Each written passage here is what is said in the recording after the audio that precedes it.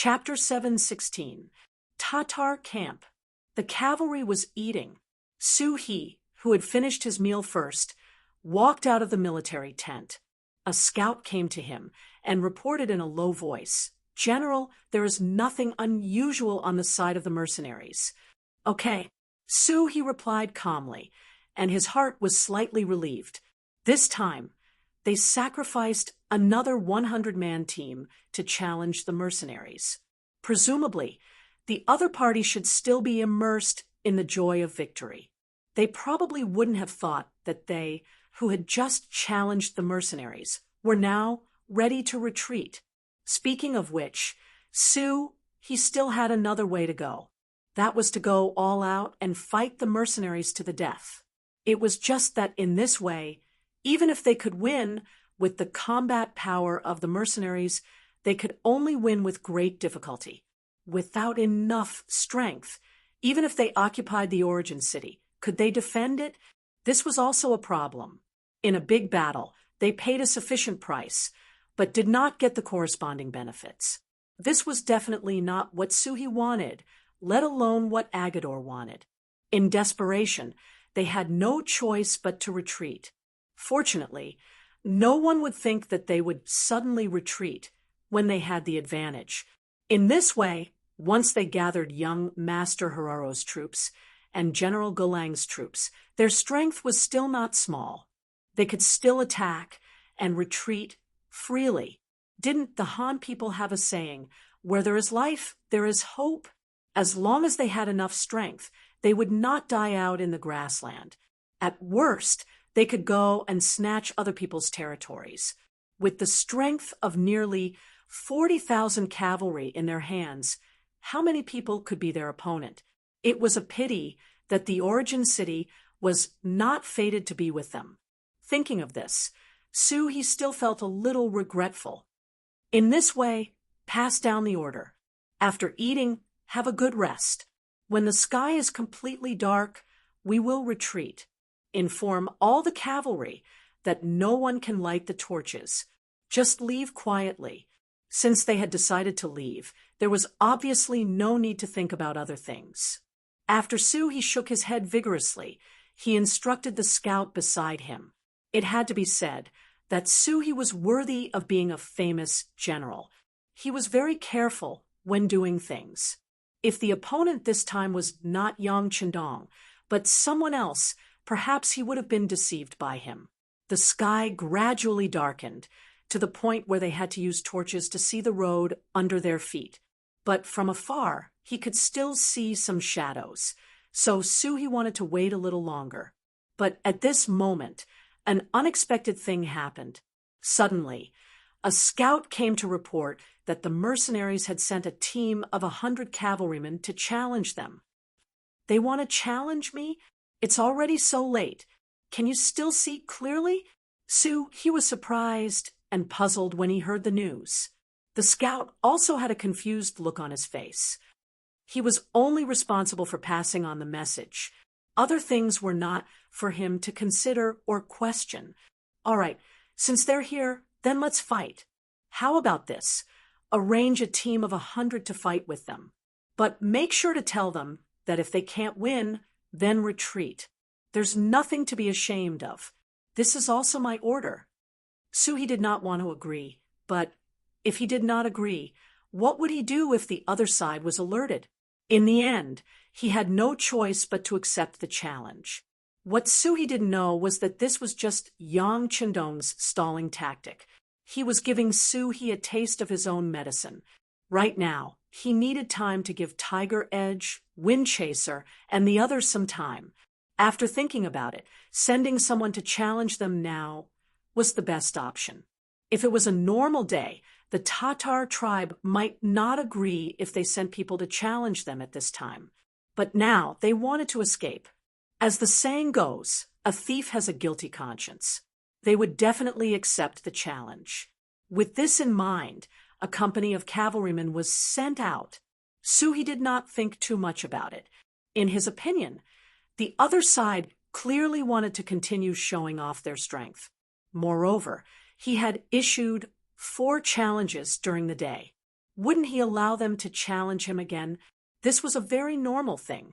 Just like this, when night fell, both sides sent a team of 100 to fight on the prairie. The result was needless to say. Of course, the Tatar cavalrymen were defeated. Compared to the day, this battle was shorter. But even so, the mercenaries were able to gain half an hour of time. This was because even after the battle ended, the victorious mercenaries didn't retreat immediately. Instead, they stood on the spot and cursed for a while. After cursing to their heart's content, they laughed heartily and said that they were going back for dinner and returned happily. The scout came back with news that there were fireworks in the mercenary camp. This made Suhi feel relieved. Since the other side chose to cook at this time, they must not have thought that he would escape. The opportunity finally came. Pass down the order. The army will retreat in order. Leave the torches and tents behind. In order to completely cover up the traces of the retreat, Suhi made a lot of sacrifices. When the sky was completely dark, the Tatar cavalrymen finally began to retreat. Agar Dorj was in the army, and he retreated with the First Army. He left the dangerous task of covering the retreat to General Suhi.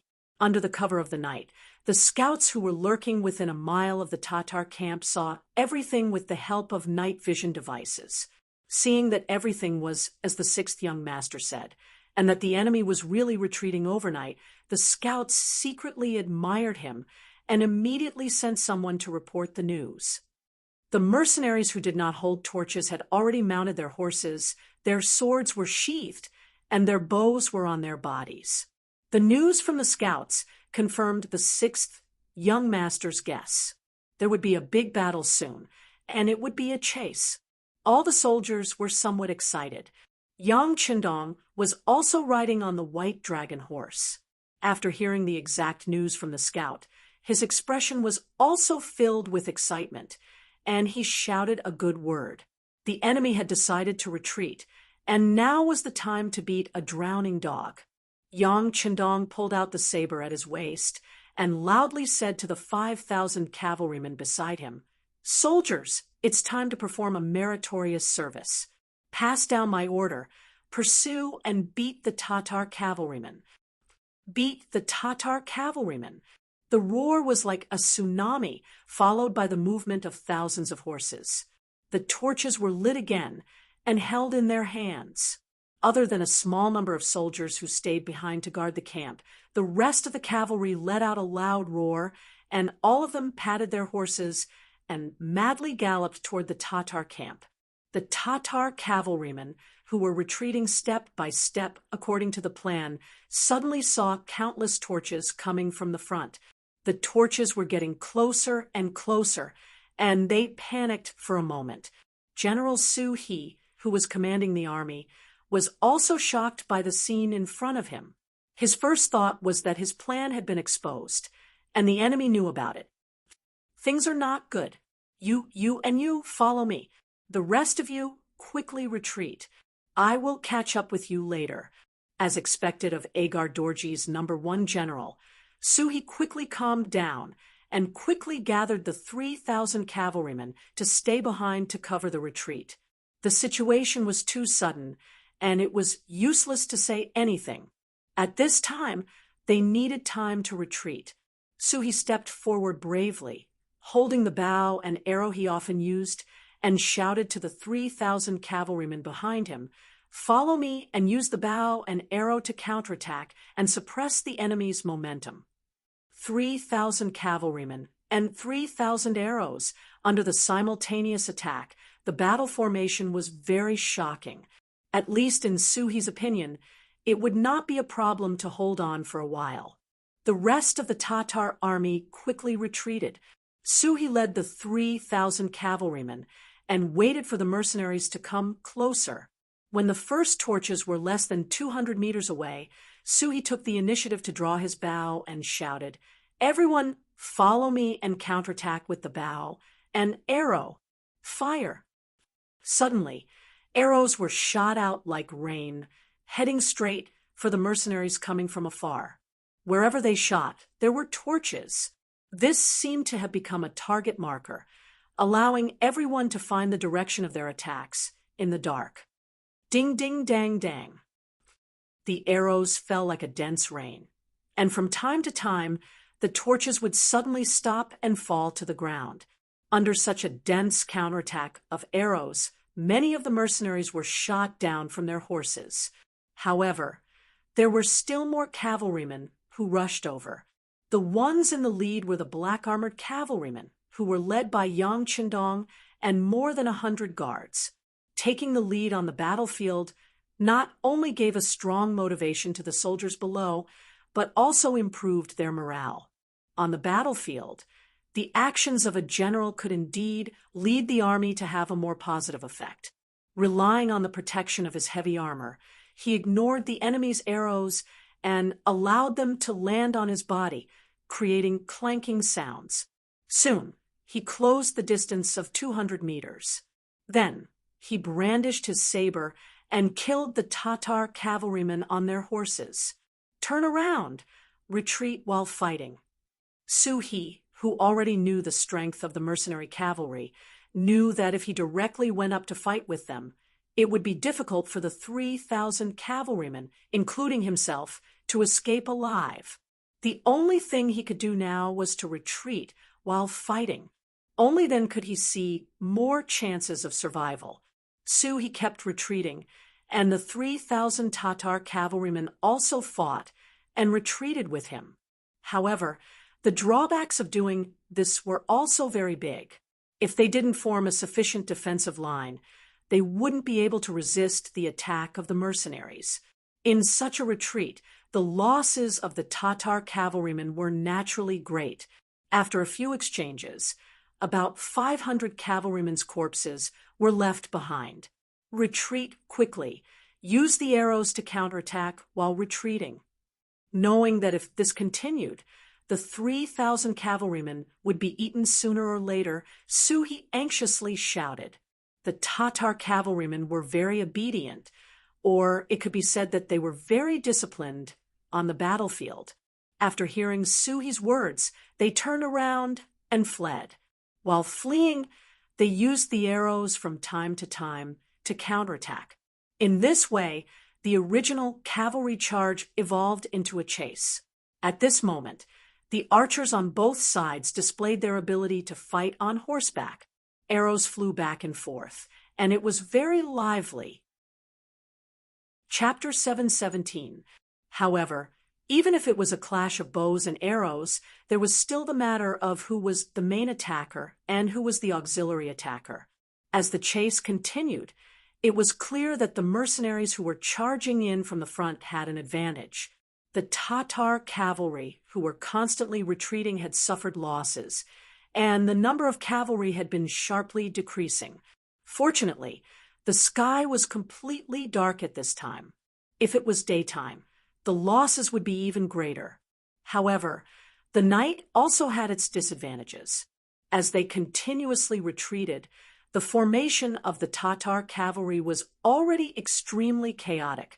Some of the cavalry had run off to who knows where, making it impossible for them to form an effective defensive formation.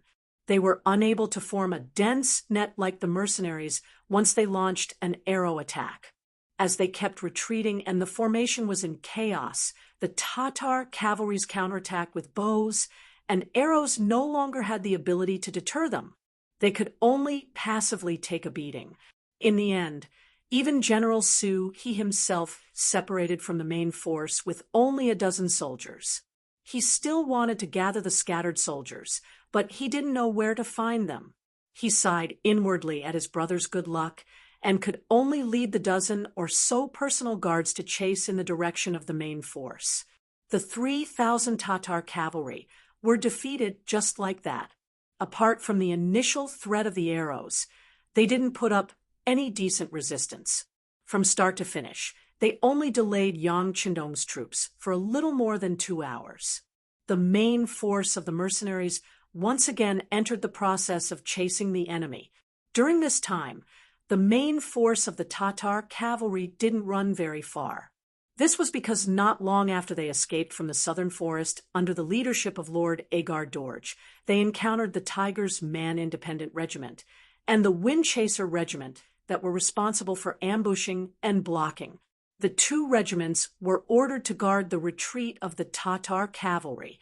Just as they began to set up the battlefield and ambush, they saw many figures in the distance. The main force of the Tatar cavalry was rushing over. Attack! Tiger's man didn't even have time to dig up the mines. He led his 3-gun brigades to launch a frontal assault on the retreating Tatar cavalry. The sudden gunshots, the dense gunshots without any warning, and the whistling of the flames that could be seen in the darkness instantly disrupted the formation of the retreating Tatar cavalry. After a series of gunshots, at least a few hundred riders died on their horses, and over 1,000 were injured to varying degrees. Seeing the firearm battalion of the mercenaries here, Agadorji, who was following the army, naturally turned pale with fright. What he was more worried about wasn't how much of an attack he had suffered. He was more worried about why there were so many mercenaries here. Shouldn't they have been pinned down by General Glenn's headquarters on the northern slope of the West River? Could it be that their appearance here meant that something had already happened on both sides? As soon as this thought appeared in his mind, Agar Dorji felt uneasy. When the Kiliarchs came to ask for instructions, he actually didn't have a definite idea. Speaking of which, Agar Dorji's military talent wasn't very good. It was only because he was born into a good family and had followed his elder brother Tuachuobuhua since he was young that he gradually began to master the military. When it came to controlling people's hearts, he might have some methods, but when it came to commanding on the battlefield, his ability was far inferior. In his confusion, Agar Dorji, who didn't have much military talent to begin with, didn't have any better ideas. Faced with the instructions of his junior generals, he could only order the army to charge through the enemy's defensive line. Only in this way could they have a chance to escape. Without a strict organization, the Tatar cavalry charged in 1,000-men formation. However, facing Tiger's Man's 3-gun brigades, 7 cavalry brigades, and more than 2,000 cavalry from the Windchaser group, such a charge naturally caused heavy losses. The battle lasted for more than 2 hours. Apart from about 3,000 cavalry that managed to break through the encirclement, the rest of the Tatar cavalry were still trapped here, unable to escape. It was at this time that General Su, he rushed over with 12 soldiers. Agar Dorji, who was at his wits' end, was overjoyed when he heard the news and wanted to hand over the command of the army to him. However, when the two met, General Su, his head was already covered in cold sweat. The first sentence, he said, made Agar Dorji feel as if the heavens wanted to kill him. "Sir, behind me is the main force of the mercenaries. This time, with 2 sides surrounding us, I'm afraid that the army won't be able to escape destruction." So fast. Hearing that the main force of the mercenaries was coming from behind, Agar Dorji felt as if the world was spinning and he couldn't see any hope. In contrast, Suhi was much calmer. Although the current situation was very difficult, it wasn't that they didn't have any advantages. For example, their current total military strength was higher than the enemy's. For example, it was now night, and they were better at escaping. Of course, even if they had more military strength than the enemy, Su, he wasn't arrogant enough to think that they could achieve a full counterattack and achieve victory. The continuous escape had caused the army to lose the most important morale. To put it more harshly, the morale of the army might collapse at any time. Once that happened, there was no doubt that they would lose. Although Agar Dorji had many faults, such as being greedy, cowardly, bullying the weak, and fearing the strong, in any case, this person was still his superior. If Agar didn't put him in an important position, he wouldn't be where he was today. At this moment, Suhi made up his mind to repay Agar Dorji. Your Excellency, it is impossible to turn the tables now. You can only escape and hope that you can rise again to take revenge for what happened today. Suhi said, as if she had made some kind of decision. When he made this decision, he was also prepared to sacrifice himself at any time. Agar Dorji was shocked by Suhi's decision. He was a little touched and asked, "If I leave, what about you, General?" "Me? Of course I'll stay and lead the army to fight the mercenaries. If I don't do that, I'm afraid that you won't be able to take the opportunity to escape." Suhi smiled bitterly. Who didn't want to live? But when he was destined to sacrifice others, he could only choose to stay. After all, the other party was Agar Dorji, and he was only a general under him. Agar Dorji, of course, knew this truth. At this moment, he was extremely excited and angry. He was excited because Suhi was willing to sacrifice him to protect himself. He was angry because this battle had cost them everything. From now on, he could no longer be a powerful force on the prairie. The glory of the past had nothing to do with him. Regardless of what he thought, Agar Dorji finally agreed to Suhi's request and chose to leave. At this time, he really handed over the command of the army to Suhi. He only left 3,000 elite cavalrymen with him to break out of the encirclement. After Suhi got the command, the first thing she did was to let the soldiers around her spread the news that General Gulang of the North Slope and Halaraw of the West River were coming here. As long as they could hold on until dawn, the army would come to support them and turn the tide. Of course, this was impossible. According to Suhi's judgment, it was very likely that the two armies had met with mishap. Otherwise, where would the mercenaries find the strength to intercept him here? But he still had to tell the public this. Only then would the morale of the army not be in chaos and not collapse, creating a chance for Agar Dorji to escape. Sure enough, Suhi's strategy was correct. After the news was released, the originally chaotic Tatar cavalry calmed down a lot.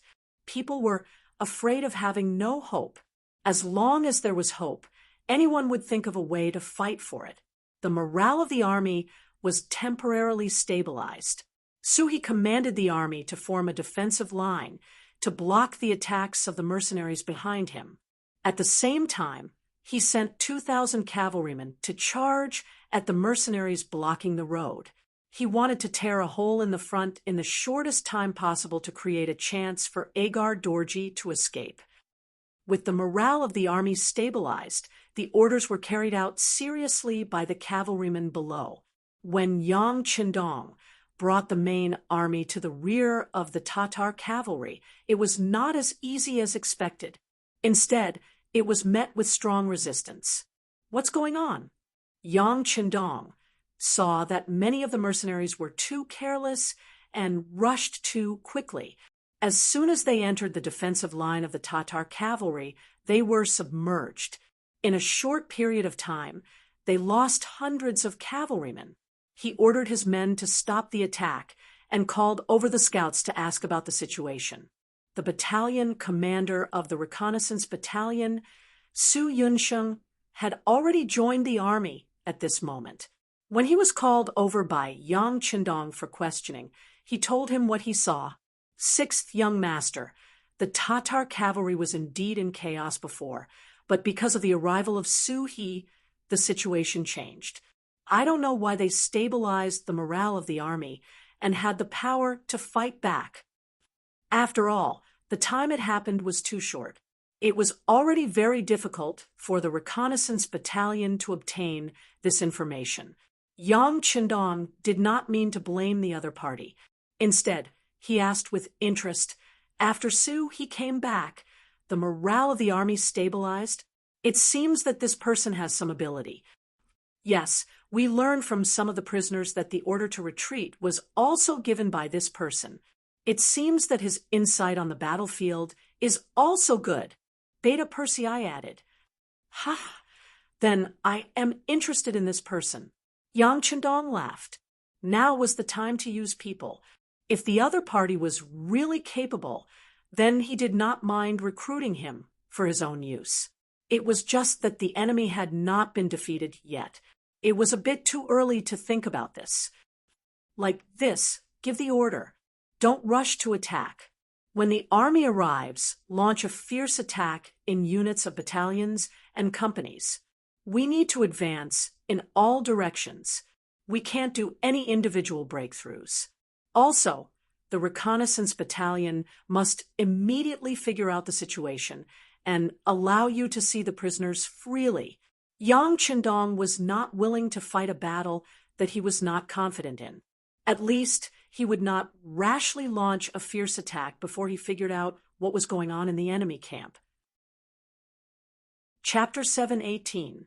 Beta Persei and Su Yunsheng went to carry out the order.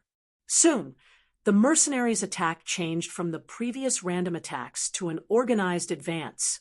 As a result, the Tatar cavalry fell into a situation where they were forced to retreat step by step. It was beyond Su He's expectation that the mercenaries behind him reacted so quickly. He guessed that there might be a general in the enemy's camp who knew more about tactics and was commanding them. But now, he was not concerned about this. He was more concerned about whether the 2,000 cavalrymen he sent would be able to open a bloody path for Lord Agar Dorji to escape.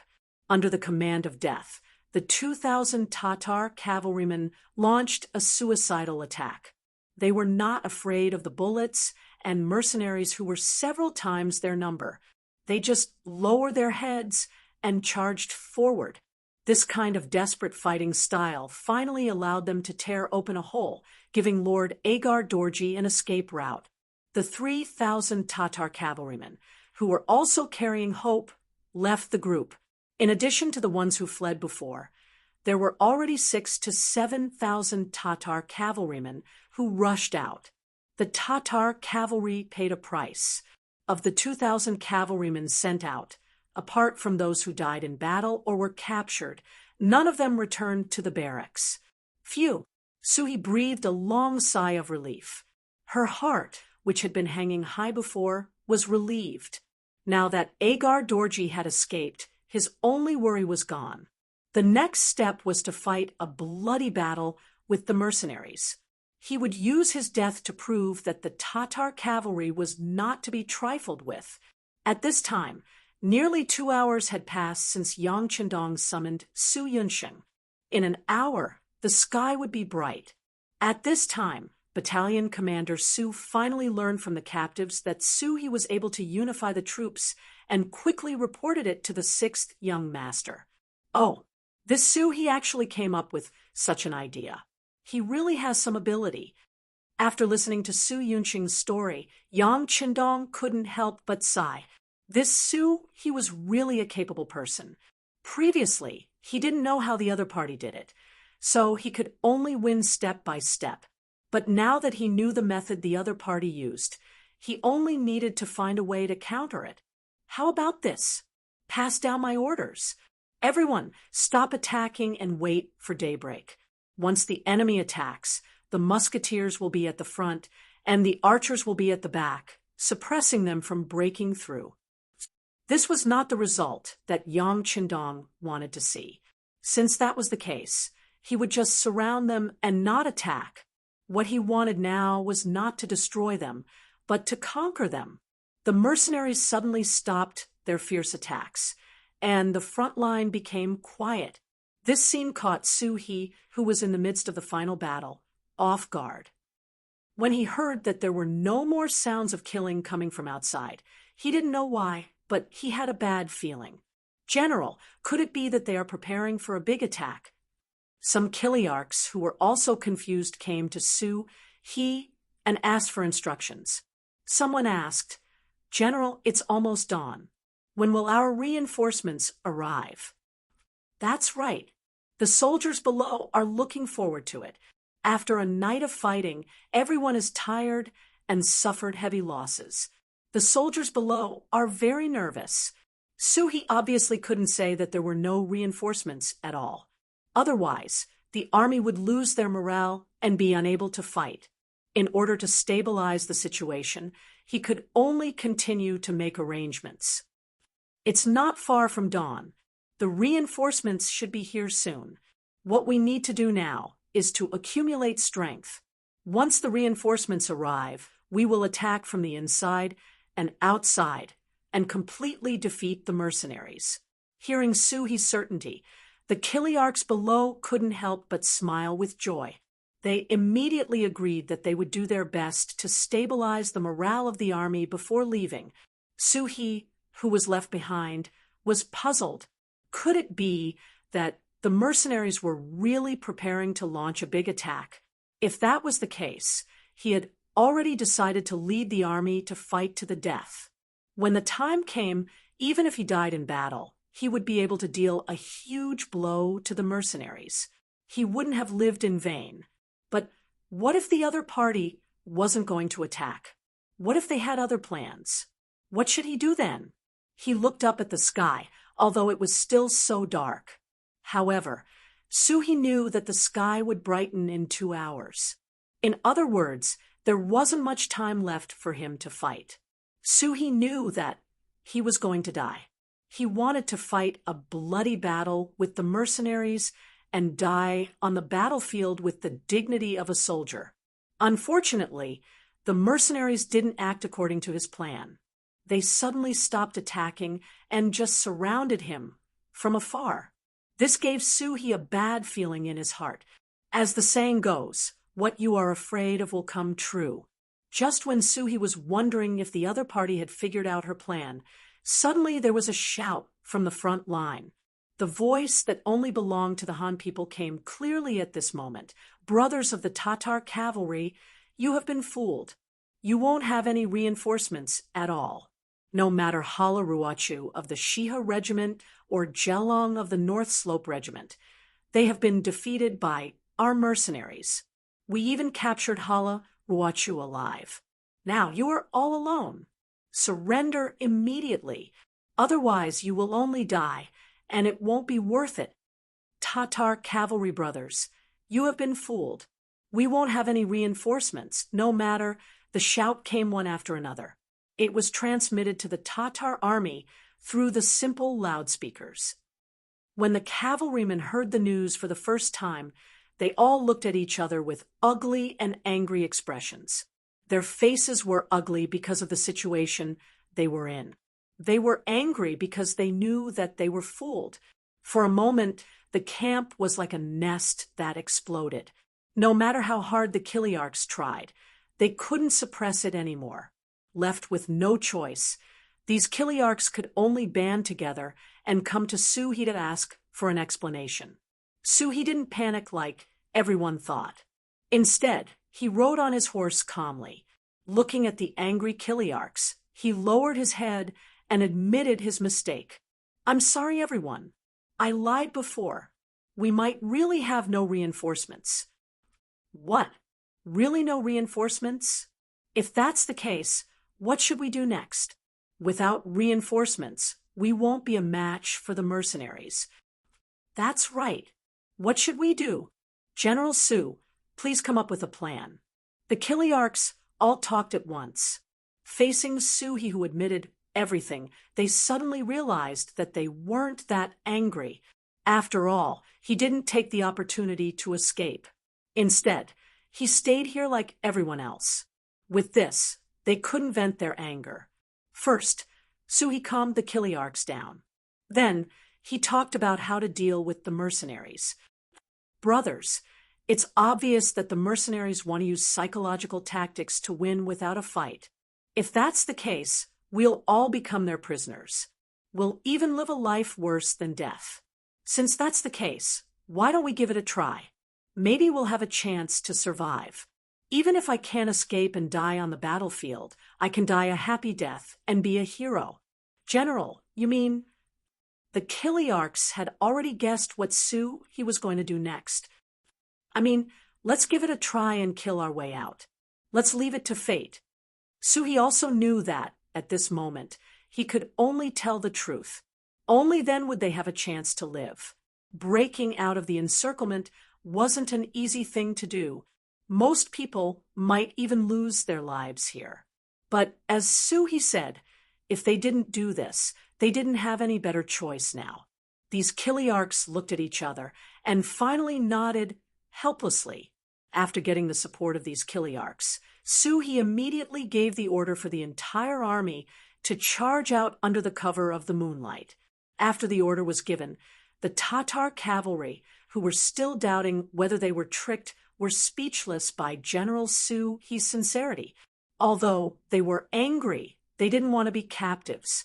They didn't even dare to imagine what life would be like as captives. They could only try their best and hope that the heavens would take care of them and let them live. Every single one of them held on to the hope that they could survive. One by one, they unsheathed their cavalry sabers. Taking advantage of the fact that the sky had yet to brighten, they charged out to kill. When the hundreds and thousands of Tatar cavalry charged out, their battle formation was quite large. The moment the earth shook, the Tigers' man-independent regiment guarding the outermost perimeter felt it. As the regiment commander, Tigers' man immediately ordered the 3 battalions of musketeers to get ready. At the same time, he ordered the soldiers who were burying the mines to retreat and prepare for battle. Behind the independent regiment, the Windchaser division that reinforced the 1st Regiment of Cavalry also prepared their bows and arrows, ready to fire at any time when the enemy approached. More and more Tatar cavalrymen were charging towards them. They seemed to have understood their situation. If their first charge was fruitless, then it would be even more difficult for them to come up with a good result. This time, the number of cavalrymen charging towards them increased, and their speed was also very fast. Although it was night, the earth was shaking, giving people the feeling that thousands of men and horses were bravely charging through a single plank bridge. Because of this, many of the mercenaries' expressions became very cold. Some of the soldiers even had cold sweat coming out of their palms. Sensing the nervousness of the soldiers, Tiger Edge, who had always been by Yang Qindong's side and had developed the aura of a general, laughed out loud. "Everyone, don't panic. We are well prepared. The enemy won't be able to rush over." As if to prove his words, a deafening explosion suddenly rang out. Streaks of fire soared into the sky and dyed the originally dark night. It actually lit up the eyes of the soldiers, allowing them to clearly see everything that was happening in front of them. Chapter 719.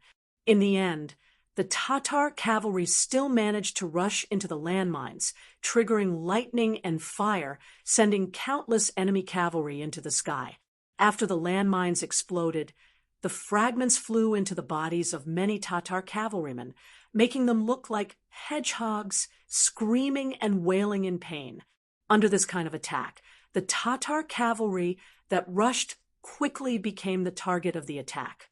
Some of the cavalry at the front didn't even have time to shout before they were swallowed up by the ruthless power of the landmines.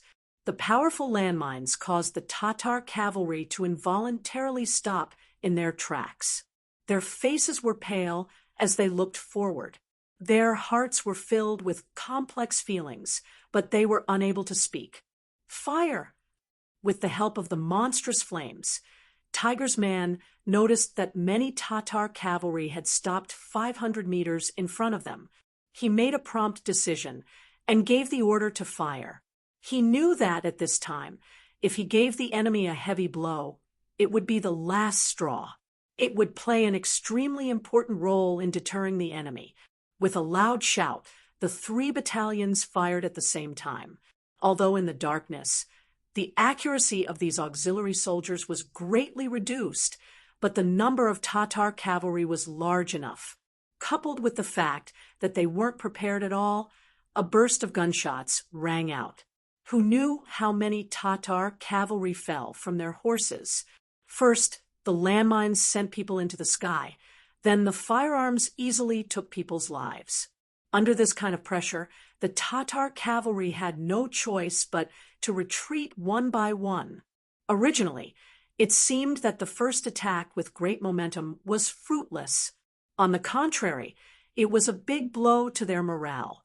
After the failure of the assault, when most of the cavalry returned, many of them had a pessimistic expression on their faces. Many of them were already scared. In this kind of situation where they couldn't even see how many enemies there were, and where they were, many of their brothers had died. This kind of fighting style really made them unable to see any hope of victory. After Sue, he learned about the situation at the front line.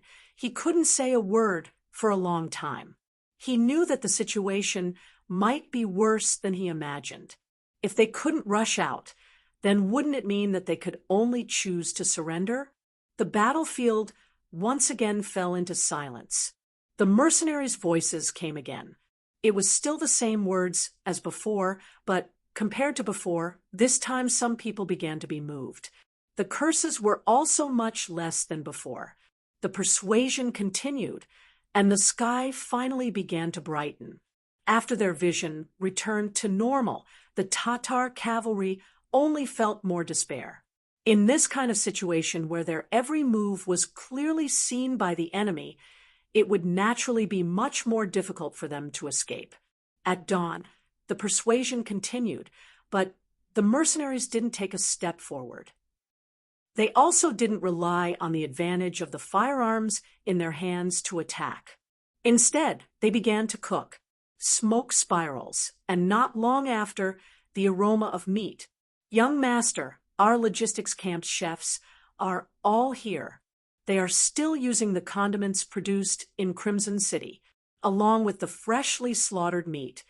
It will definitely be fragrant.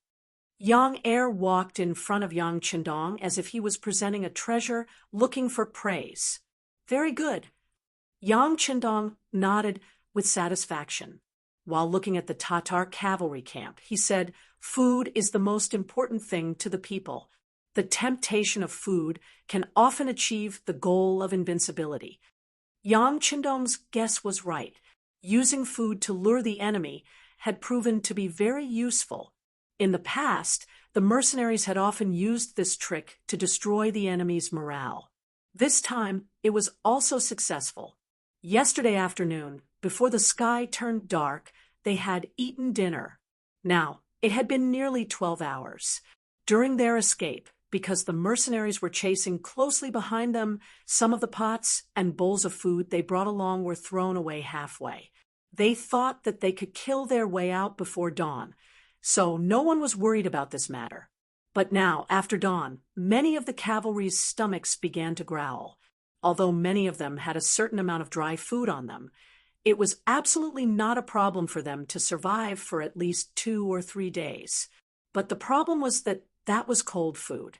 How could it be compared to hot food that was overflowing with the aroma of meat?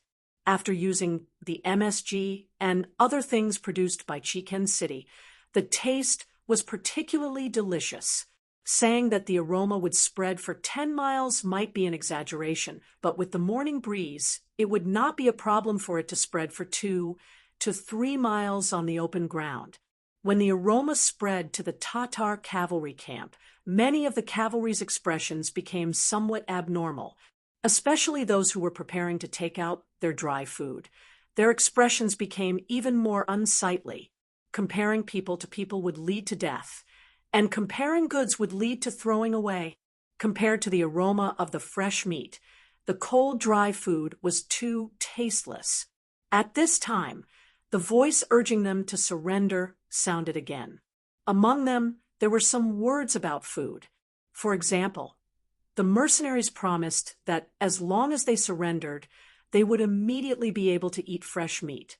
At that time, they would be able to eat hot flatbread and drink meat soup.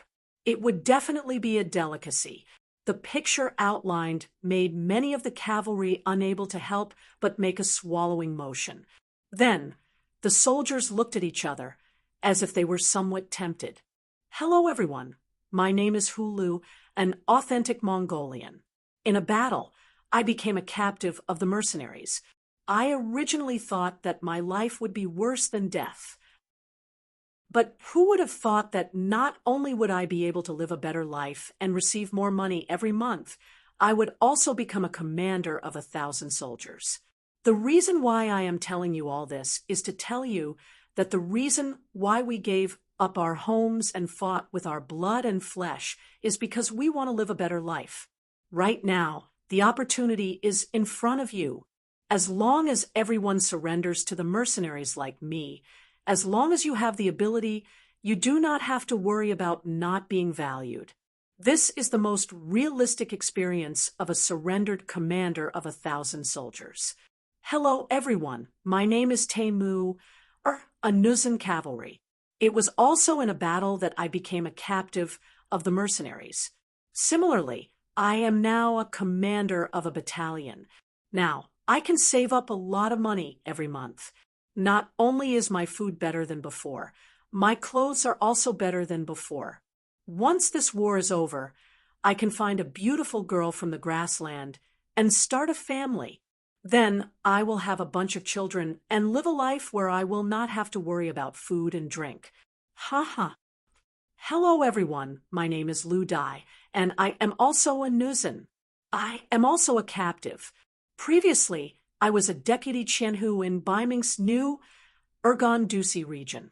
Now that I am a deputy commander, my treatment is more than 10 times better than before. Come quickly. There is delicious food that can strengthen our bodies.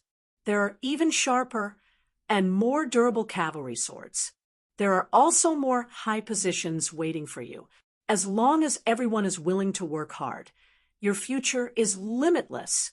Hello everyone, my name is Yi La, and I was originally a Qianhu in Ming's new Urgan Dusi region.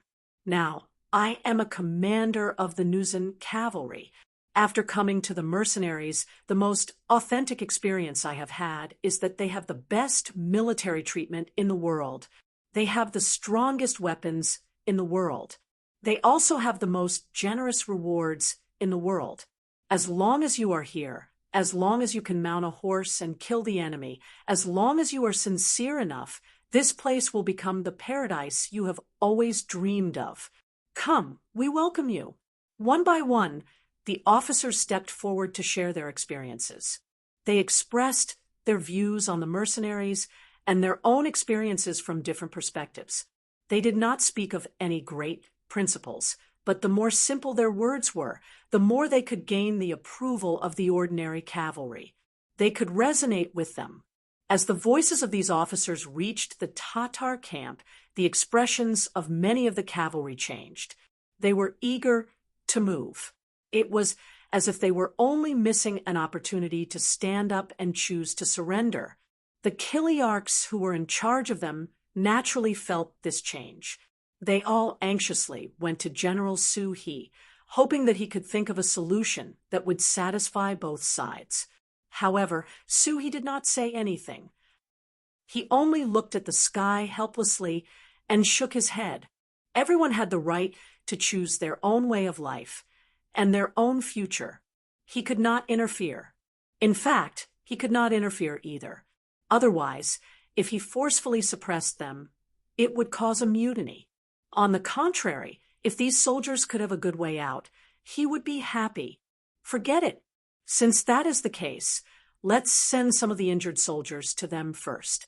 It is also good to see if these mercenaries are true to their words. If they are, you can choose to surrender in order to live a better life. If not, then we'll fight them to the death.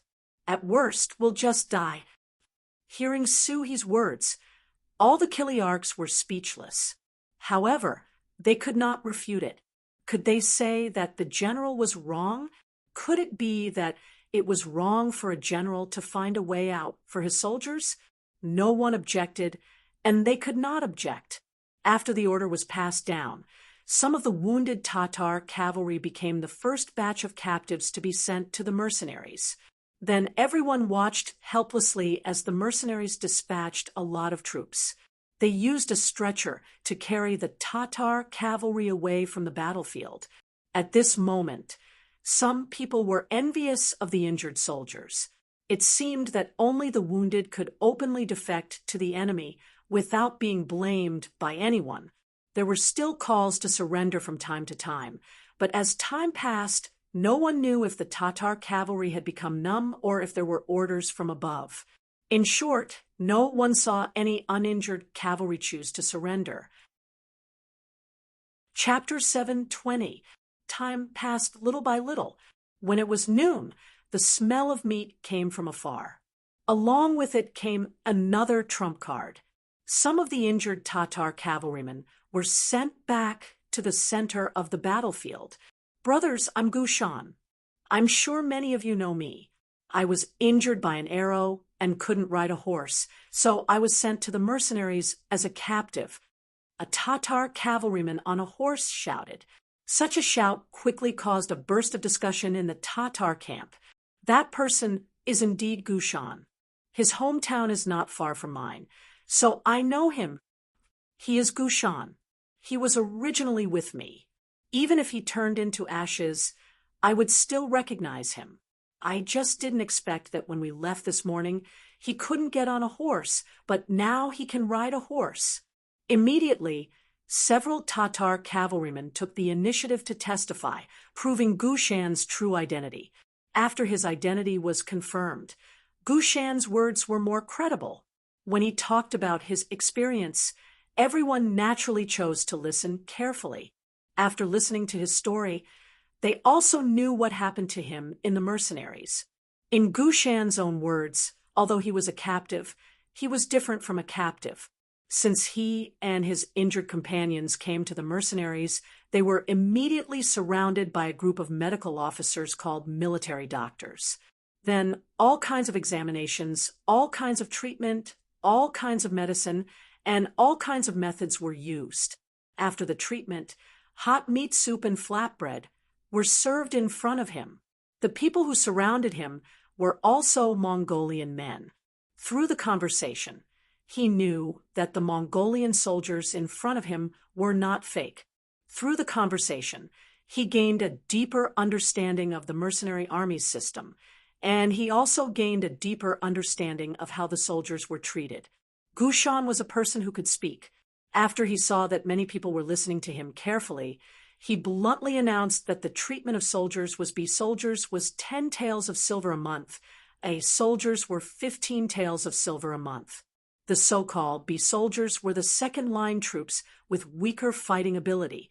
The A soldiers were naturally the first-line troops with tyrannical strength.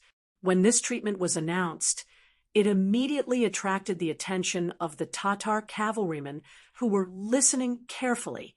The Tatar cavalrymen were only paid 2 taels of silver a month. Of course, if there was a war, there would still be some extra benefits. For example, they could keep a portion of the things they looted.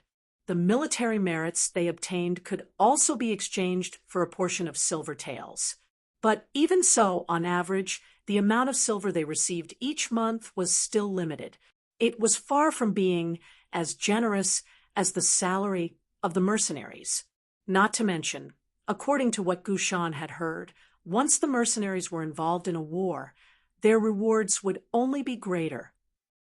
For example, if you killed an enemy on the battlefield, you could get a reward of 1 to 10 taels of silver. This also depended on who you killed. Hearing this, the Tatar cavalrymen's eyes revealed excitement and even yearning. The cavalry here were all Tatar elites. In terms of combat ability, they were more powerful than the Tatar cavalry at the West River and the North Slope. All capable people were conceited. Things like military exploits were as easy as eating a meal in their hands. Who wouldn't be tempted when they heard that they could receive so many rewards for their military service? The so-called capable people needed a platform to display their abilities, and the mercenary group was obviously a very good platform to display their abilities. It made the hearts of the capable people yearn for it. Speaking of the treatment of the Mongol cavalrymen, although their ability to march and fight was very strong due to the constraints of the environment, they did not seem to have much creativity other than fighting and hurting. Because of this, their treatment had always been very poor.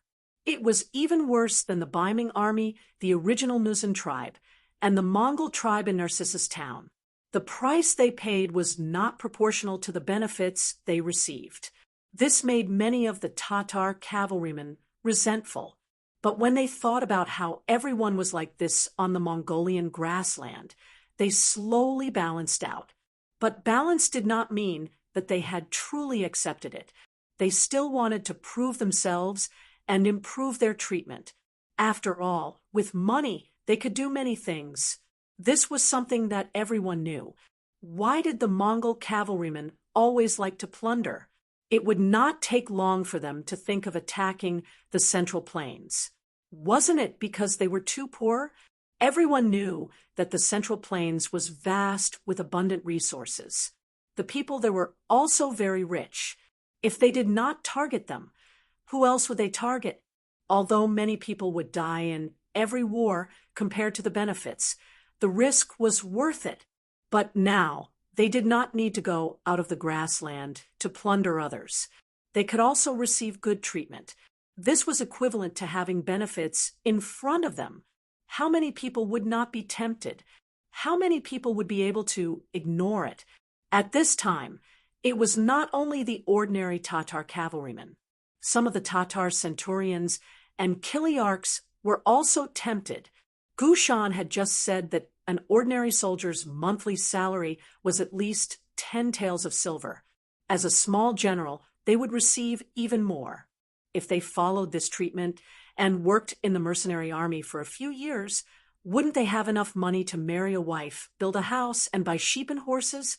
If they really had money and a happy and comfortable life, who would want to go to war and take risks? Gushan's appearance made many people have a better understanding of the mercenary army and yearn for it. In the following time, more Tatar cavalrymen like Gushan, who had been treated with minor injuries, were released. They came to the center of the two armies and began to help spread the benefits of the mercenary army. One person's words might not be credible, but what about 10 people, 100 people, or more? Not to mention that the original words were true. With so many people saying the same thing, even if it was false, it would become true. As more and more of their original companions came forward to speak, gradually, no one doubted the truth of the matter. On the contrary, everyone's eyes were full of stars, imagining the various benefits after joining the mercenary army. Gushan and the others were sent out because they had received a certain promise from the mercenary army. For example, the so-called Mercenary Logistics Battalion Commander Beta Persei, who was in charge of receiving them, said that as long as they helped persuade the Tatar cavalrymen, once they chose to surrender, not only would they receive a reward of 100 taels of silver for their military service, but after their injuries were healed, their ability would be tested first, and they would be able to enter the Accord. Even if it was for themselves, Gushan and the others would go all out and do their best to praise the mercenary army to the best of their ability. Their efforts finally paid off. Under the extreme temptation of words, finally a bold Tatar cavalryman walked out of the camp and came to the center of the two armies, expressing his willingness to surrender to the mercenary army. His appearance was naturally welcomed by Gushan and the others. In the warm applause, the mercenary army also sent out 2 battalions of soldiers to welcome him. Immediately, a special person came forward to register. The officer in charge of the reception also praised the Tatar cavalryman for daring to be the first to come forward. He said that if this person performed well, he would be given more consideration for his promotion. With such a living example in front of them, the other Tatar cavalrymen finally couldn't help but take the initiative to stand out. They scrambled to be the first, as if they were afraid that all the benefits would be taken away by others if they were late. More and more Tatar cavalrymen chose to surrender. They put down their weapons, jumped off their horses, and joined the mercenary army. Because of this, the tension of the previous war slowly disappeared. So much so that the originally tense string was also relaxed. There were also examples of centurions and Kiliarch's joining the mercenary army. In the main camp of the Tatar cavalry, he stood at the entrance of the large tent. He looked at everything that was happening in front of him from afar, and was speechless for a long time. There was no expression on his face. He couldn't tell if he was happy or disappointed. Suhi's mood was indeed a bit complicated. You could say that he was happy. So many of his brothers had a way to live, so he was naturally happy. But at the same time, he was worried that the mercenary army would not treat his brothers well. Since they had surrendered, it was the same as fish on the chopping board, waiting to be slaughtered. If all of this was fake, then what should he do? Under such a worried mood, Gushan, who had done his best to talk, crossed the line between the two armies and arrived in front of Suhi. This was deliberately requested by Suhi. He wanted to contact Gushan alone and use his experience to judge whether what Gushan said was true or false. Seeing that Gushan had arrived, he calmly turned around and walked into the large tent. He spat out a sentence, "Come with me." Gushan was naturally cautious and even a little nervous. After all, he was just an ordinary Tatar cavalryman. It was impossible for him to meet a general like Suhi, who commanded tens of thousands of troops. But now they could actually meet alone. It was imaginable how his mentality had changed. As soon as he entered the tent, it was incomparably cold. Suhi turned his head and said casually, "Sit anywhere." "Thank you, General. I'm used to standing." Gushan was still very aware of his identity. He didn't sit down, but stood respectfully at the side. Suhi saw Gushan's performance, but he didn't say anything. Instead, he sat down and asked casually, "Tell me everything you saw after going to the mercenary camp and the benefits they promised you. Remember, don't lie. If I find out, you'll never be able to walk out of this tent." There wasn't the slightest anger in his voice, and there wasn't even the slightest murderous intent. However, these words brought a lot of pressure to Gushan, so much so that he suddenly broke out in cold sweat. It also gave him a feeling that it was best not to lie in front of General Suhi. Otherwise, he would definitely lose his life here. Chapter 7:21. "Yes, General, I will report truthfully." Gushan said very sincerely.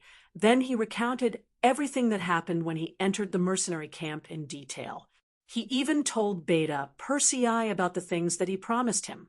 "General, I didn't say a single lie. Everything I said is true. I also saw our mercenary Tatar soldiers in the previous battle in the barracks. Most of them were treated well. Although they were locked in military tents, they were not beaten, scolded, or reprimanded. They even had a fixed time to come out every day. And once some of them were willing to surrender, they would immediately be separated and receive better treatment. Even those soldiers who did not make a choice for the time being would be able to eat their fill for 3 meals and would not go hungry." Suhi nodded from time to time as he listened carefully to Gushan's detailed account of everything he saw. He could feel that Gushan was not lying.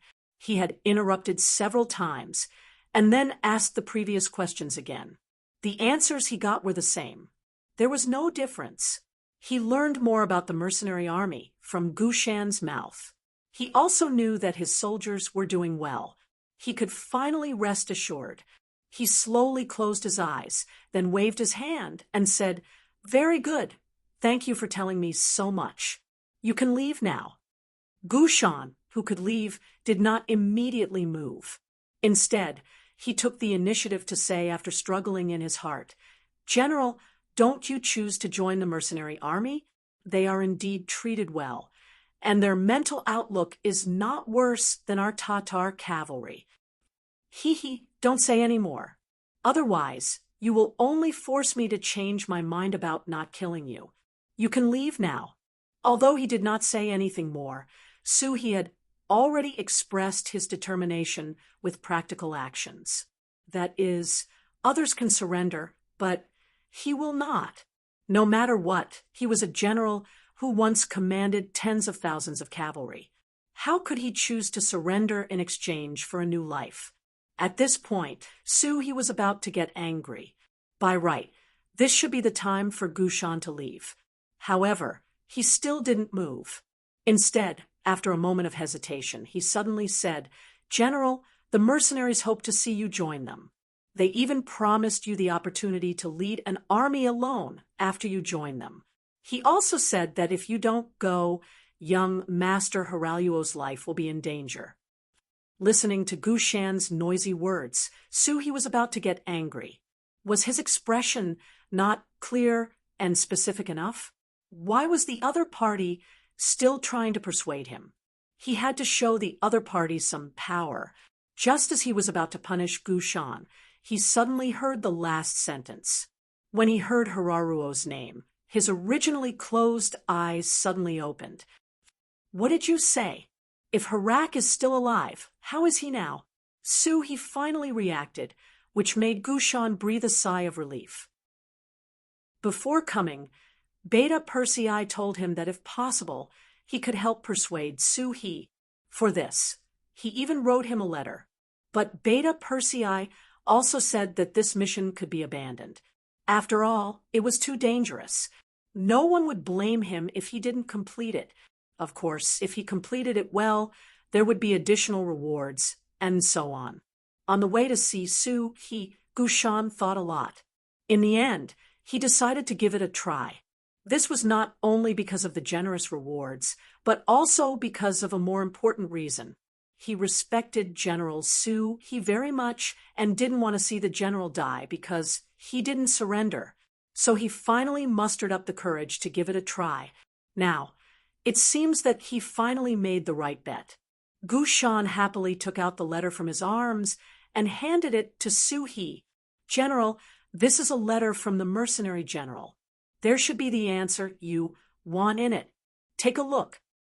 He didn't hesitate to take the letter, then opened it and read it.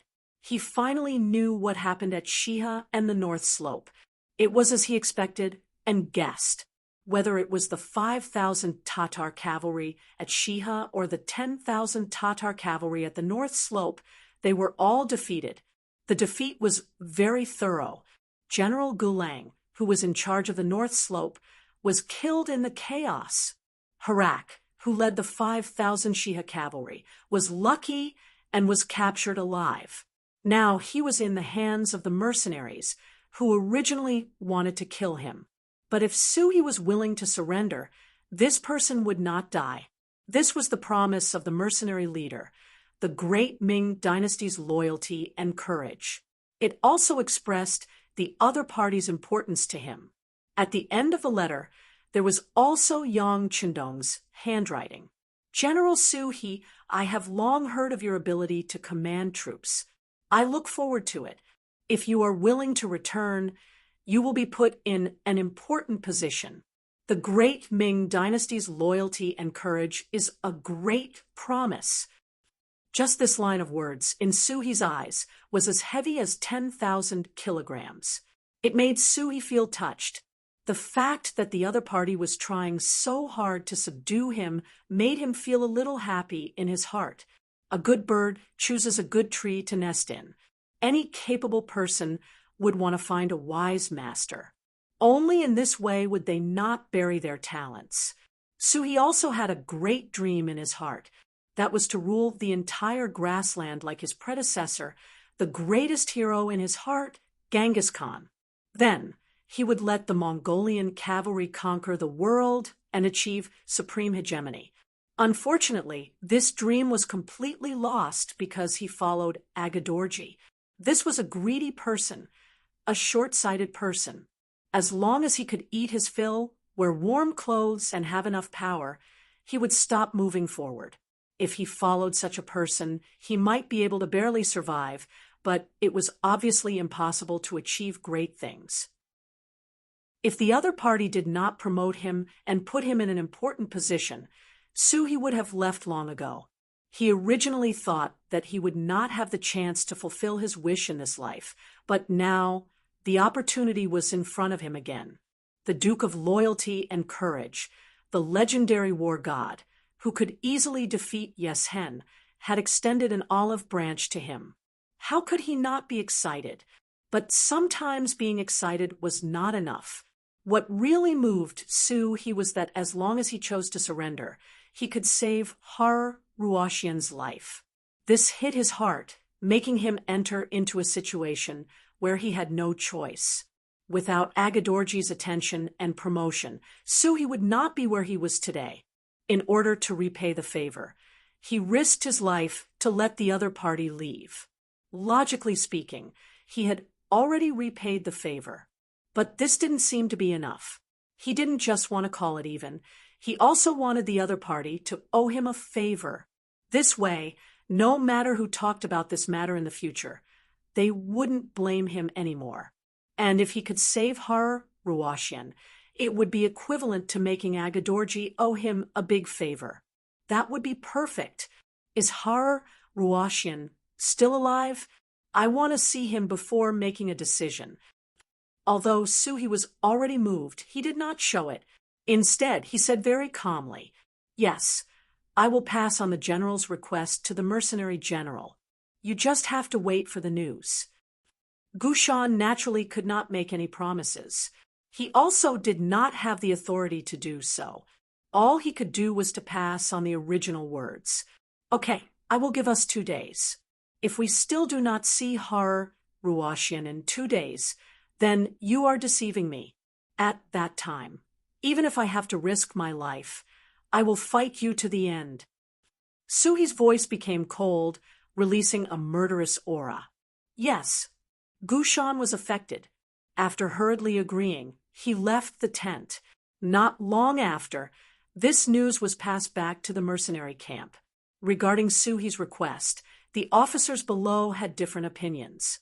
Someone suggested that Har Ruoxian could not be handed over. This person had previously had unfavorable thoughts towards the 6th young master and even fought a big battle at the short stone pile.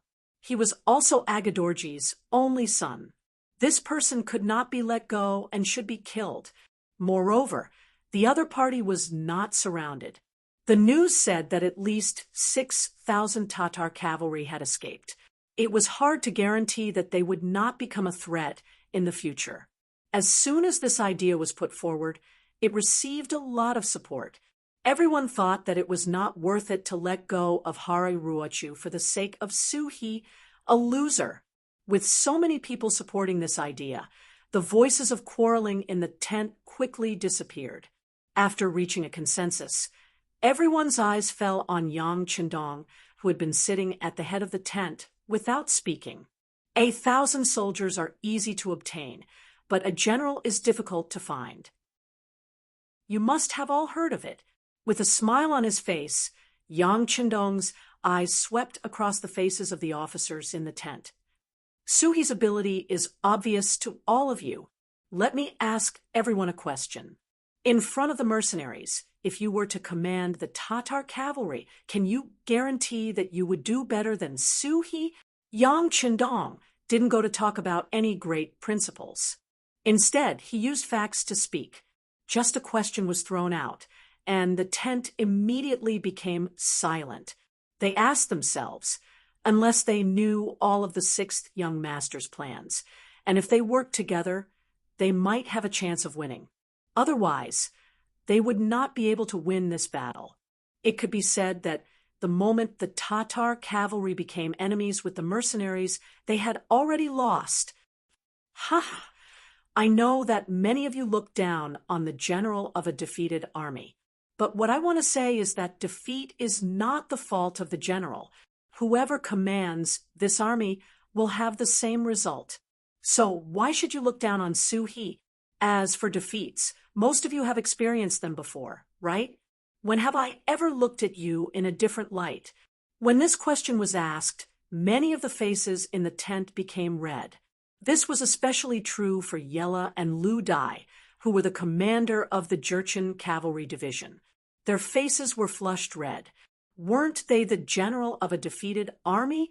It was because of their ability that they were chosen by Yang Chendong and placed in an important position. Chapter 722. Even if he was such a person, what qualifications did he have to look down on others? Everyone stopped talking. Yang Chendong smiled and said, "As for Haraluo, a dead person has no value. If we can use a person who is already dead in our eyes in exchange for Suhi's sincere surrender, it is worth it. Don't you think so?" This time, no one said anything. This was not only because Yang Chendong's prestige was too high, to the point that his words carried enormous weight. More importantly, what he said was indeed very reasonable, making it difficult for everyone to find a place to refute. Because Yang Chendong expressed his opinion, the matter was settled. He immediately let the scouts return to the first city and bring Haraluo to the battlefield. Yang Chendong also made the decision to go to the Tatar cavalry army to see Suhi personally. Naturally, some people showed concerns about this decision, but Yang Chendong said that he had confidence in the Black Knights. In addition, the mercenaries could press to the front line. Once they found that the situation was not right, they could immediately launch a general attack. Finally, the other officers could not say anything. The scout left quickly and returned quickly as well. After only a day and a half, Haraluo was brought in front of Yang Chendong. Compared to the last time they met, this person was slightly embarrassed. It should be because he had not washed his face for a few days. He gave people the feeling that he was very listless. "Come, fetch water for him to wash his face and get him a set of clean clothes to change into." Yang Chendong just casually glanced at Haraluo, then looked away. If such a small person was not still useful now, perhaps he would not take a second look at him in his life. Haraluo was taken away. When he followed Yang Chendong and the 100 or so black-clad knights out of the mercenary camp, it was as if he had changed into a different person. He was much more energetic.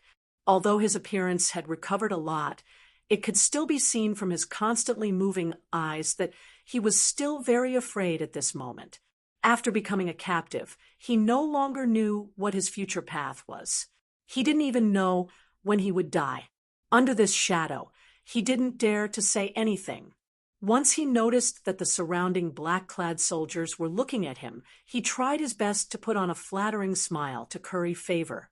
To Haraluo's horror, he was surprised to find that after leaving the mercenary camp, they were actually heading towards the Tatar army. He carefully looked at the Black Knights beside him. There were only a little more than 100 of them. He really couldn't understand.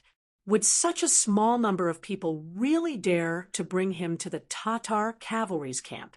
Could this be the so-called boldness of the skilled? While thinking, Yang Chendong led more than 100 Black Knights through the ceasefire battlefield, heading straight for the Tatar camp. Along the way, they saw many Tatar cavalry, who were hesitating whether to surrender or not. When they saw Yang Chendong and the 100 Black Knights, their eyes were also filled with shock and confusion. In front of the largest tent in the Tatar cavalry's camp, Suhi stood to welcome them. When he saw the Black Knights coming from afar and Haraluo in the group, his face didn't change, but his heart was really shocked. The mercenaries really did send Haraluo over. They really kept their word. "Everyone, since you are here, why don't you take a seat in the main tent?" In the spirit of hospitality, and also wanting to test the other party, Suhi made an invitation. Of course, he also wanted to test them. He wanted to see if the mercenaries were really so bold, and if they had the courage to do so. Of course. The one who answered him was Yang Chendong, riding the white dragon horse at the head of the group. Along the way, he didn't panic, as if he was walking in his own camp. He didn't show the slightest sign of weakness. On the contrary, when he came in front of Suhi, his eyes were still constantly looking at this person, as if he was looking at a treasure.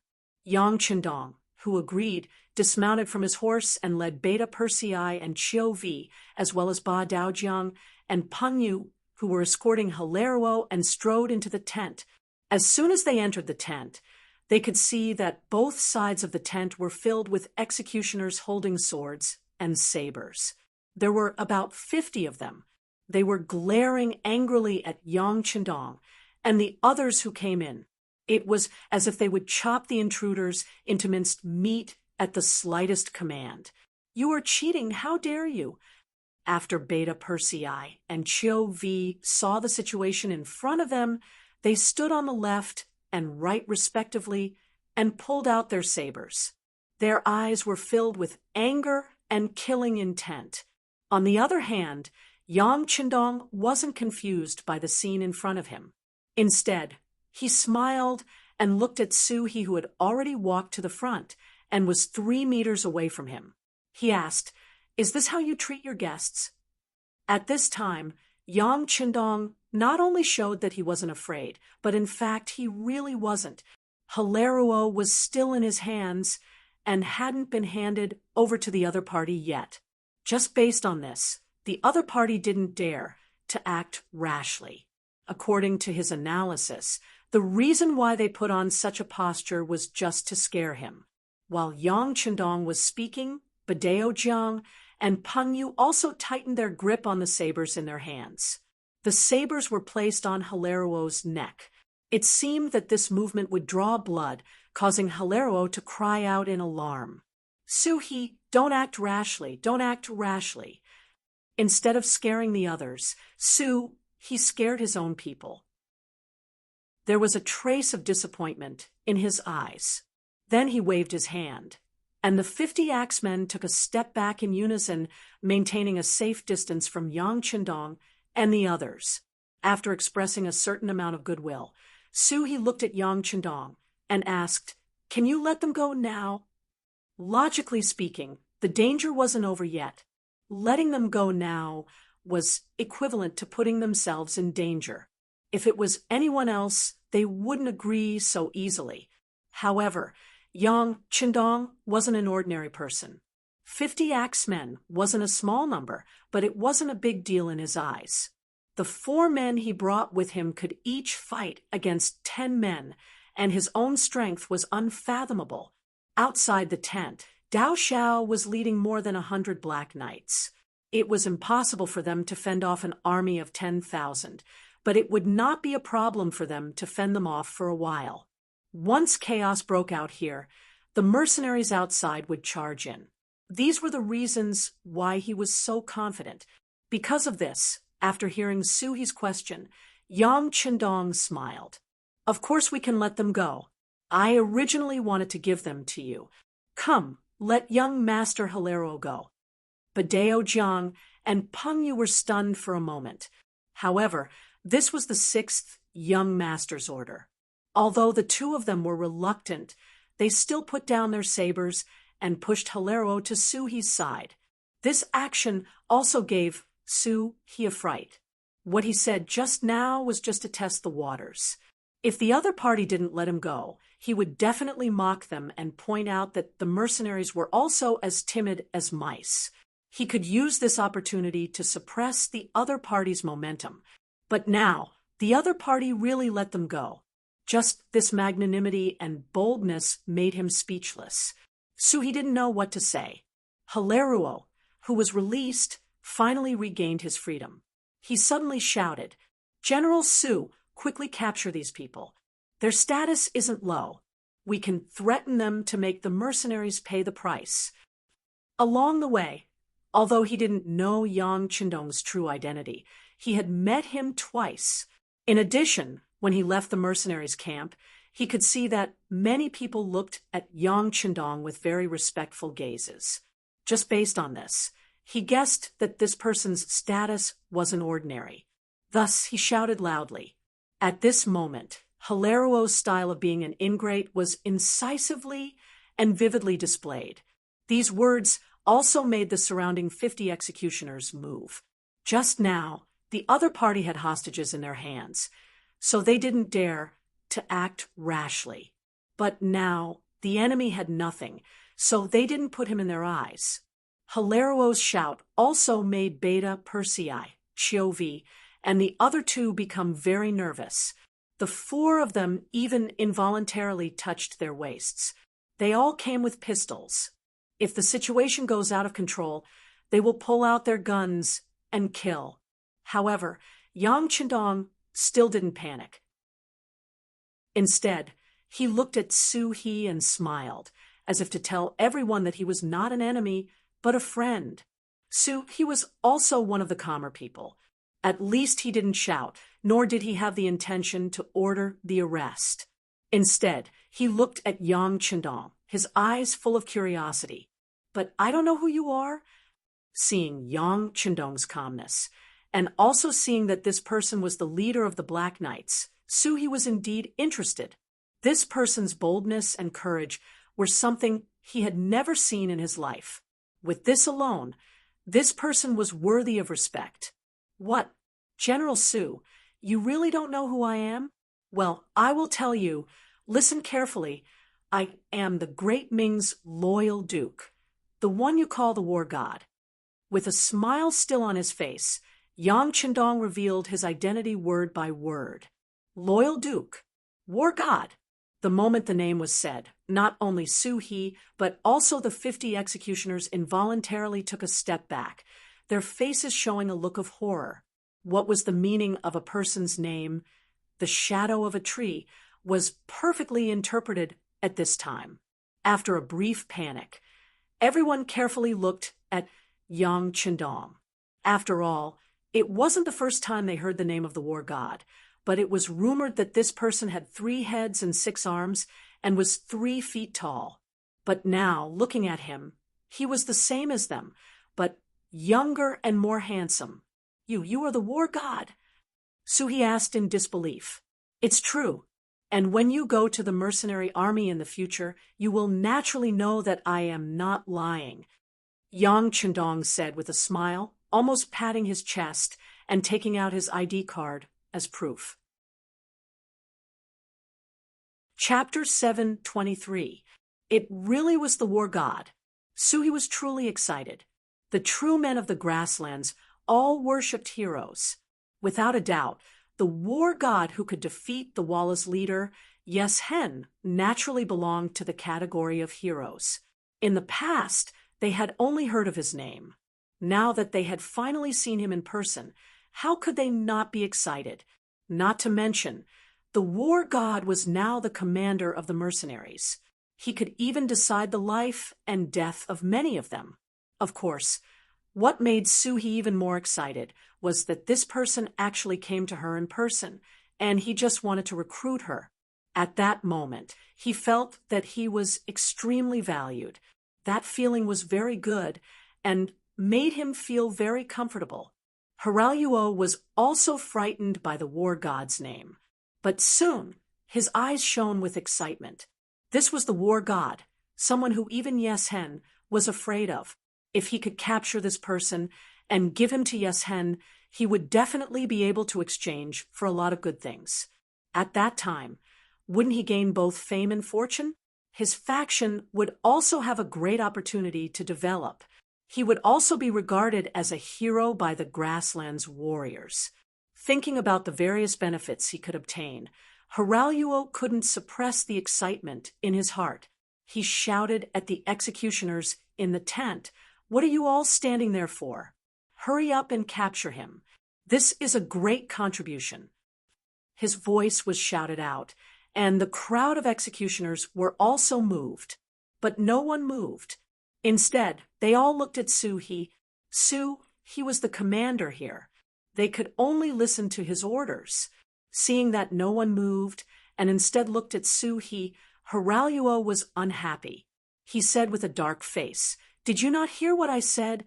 Let me tell you, if you don't listen, I will hand you over to my father. At that time, even Su He won't be able to protect you." Poor Haraluo, he still didn't know that his father had already escaped with 3,000 cavalry. He thought that no one could stop him from doing anything with his father's name. Haraluo had exposed his true face. This made Su He very unhappy. The war god was willing to take the risk alone. This was a display of courage and wisdom. But how could it not be that he trusted himself. Although he also wanted to defeat the battle god, that would bring him both fame and fortune. However, if he wanted to defeat them, he would have to defeat them fair and square on the battlefield. He would not have to resort to petty tricks and use the other party's trust to make a move. If he did that, he would not be a hero. In fact, he would be worse than a coward. That's enough. Suddenly, Suhi roared and stopped Hararuo's shouting. He then cupped his fists and said to Yang Chendong, "So, it's the battle god. Sorry for the disrespect." Yang Chendong was very satisfied with Suhi's performance. The fact that the other party didn't make a move was enough to prove that he was a straightforward and upright man. Such a person was always worthy of others' trust. He smiled and said, "It's fine. I've admired General Su's talent for a long time. How about it? You gave me the conditions to send Halaruo back. Not only did I send him back, but I also appeared here personally. Does this count as showing enough sincerity?" He took the opportunity to state his purpose. These words caused Suhi's face to turn red. If he had only wanted to test the sincerity of the mercenaries before, the other party's performance was too good. It was so good that he had nothing to say. As a man, once a promise is made, even 4 horses cannot go back on it. Suhi was moved by Yang Chendong's sincerity. He immediately cupped his fists and said, "Battle god, I, Suhi, am very difficult to convince others, but I truly submit to you. From now on, Suhi is willing to serve by your side. Please accept me." As he spoke, he knelt on the ground. Suhi finally lowered his head. "Ha ha ha, good. Yang Chendong was naturally overjoyed. He laughed and took a few steps forward. He came in front of Suhi and reached out to help him up. Then the monarch and minister looked at each other and smiled. Everything was understood without words. Suhi expressed his intention to surrender. This scared Halaruo. Instead of his overbearing attitude, he stood obediently at the side like a cat. When he noticed Yang Chendong's gaze, he even tried his best to squeeze out a smile. He didn't even think about how he wanted to kill Yang Chendong just now. Yang Chendong did not even spare him a second glance. Such a person was not worthy of his attention. Yang Chendong did not even spare him a second glance. If it wasn't for the fact that he wanted Suhi to join the mercenaries, this person would have died countless times. Yang Chendong could ignore Halaruo, but Suhi couldn't, with the intention of returning the favor. He first glanced at Haraluku, then at Yang Chendong, and said, "War god, this subordinate has a presumptuous request, but I don't know if I can say it." "There's no harm in saying it." Yang Chendong said very generously, "This subordinate wants to send Halaruo away.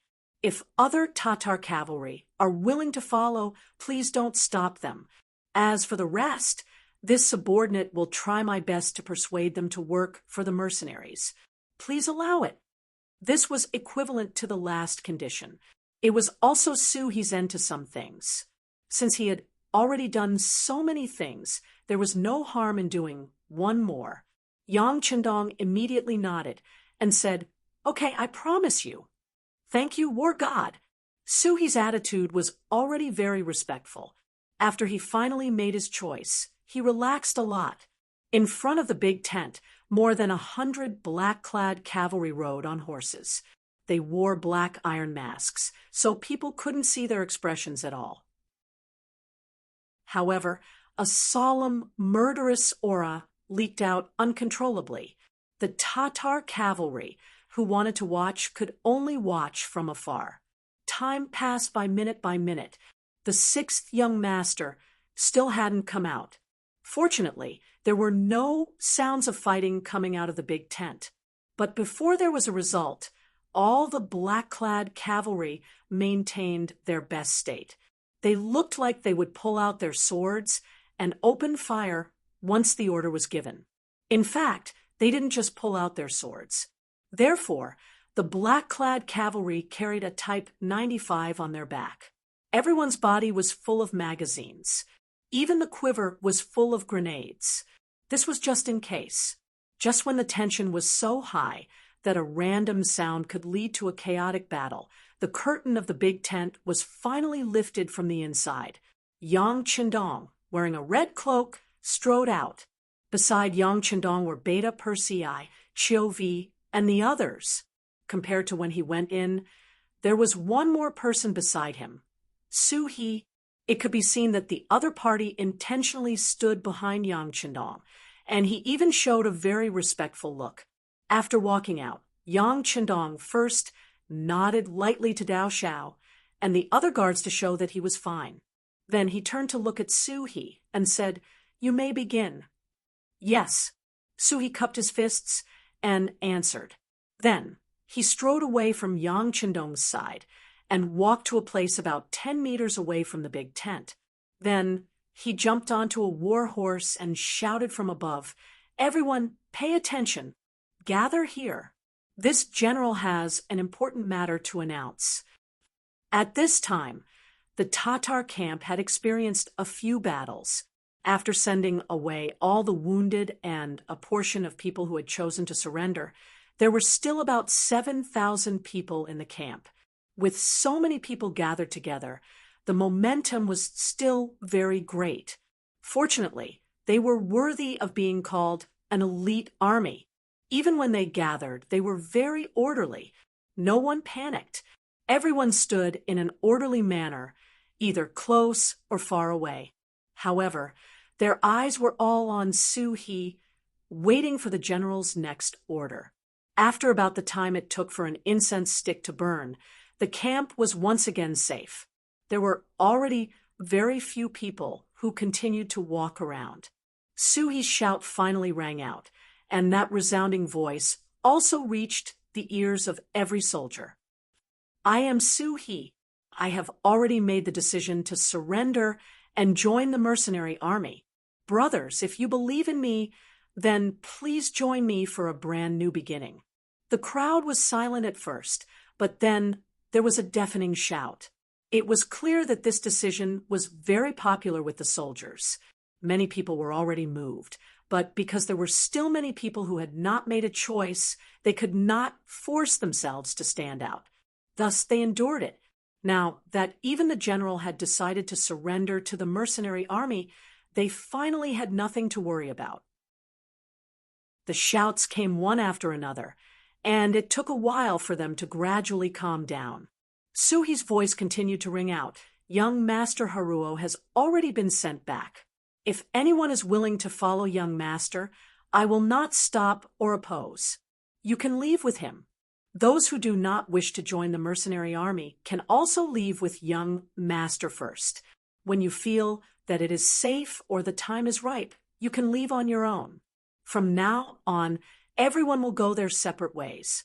However, if one day we meet on the battlefield, we will definitely not be lenient. I hope that everyone can understand. And I also hope that those who leave will take care of themselves." He had given everyone another choice.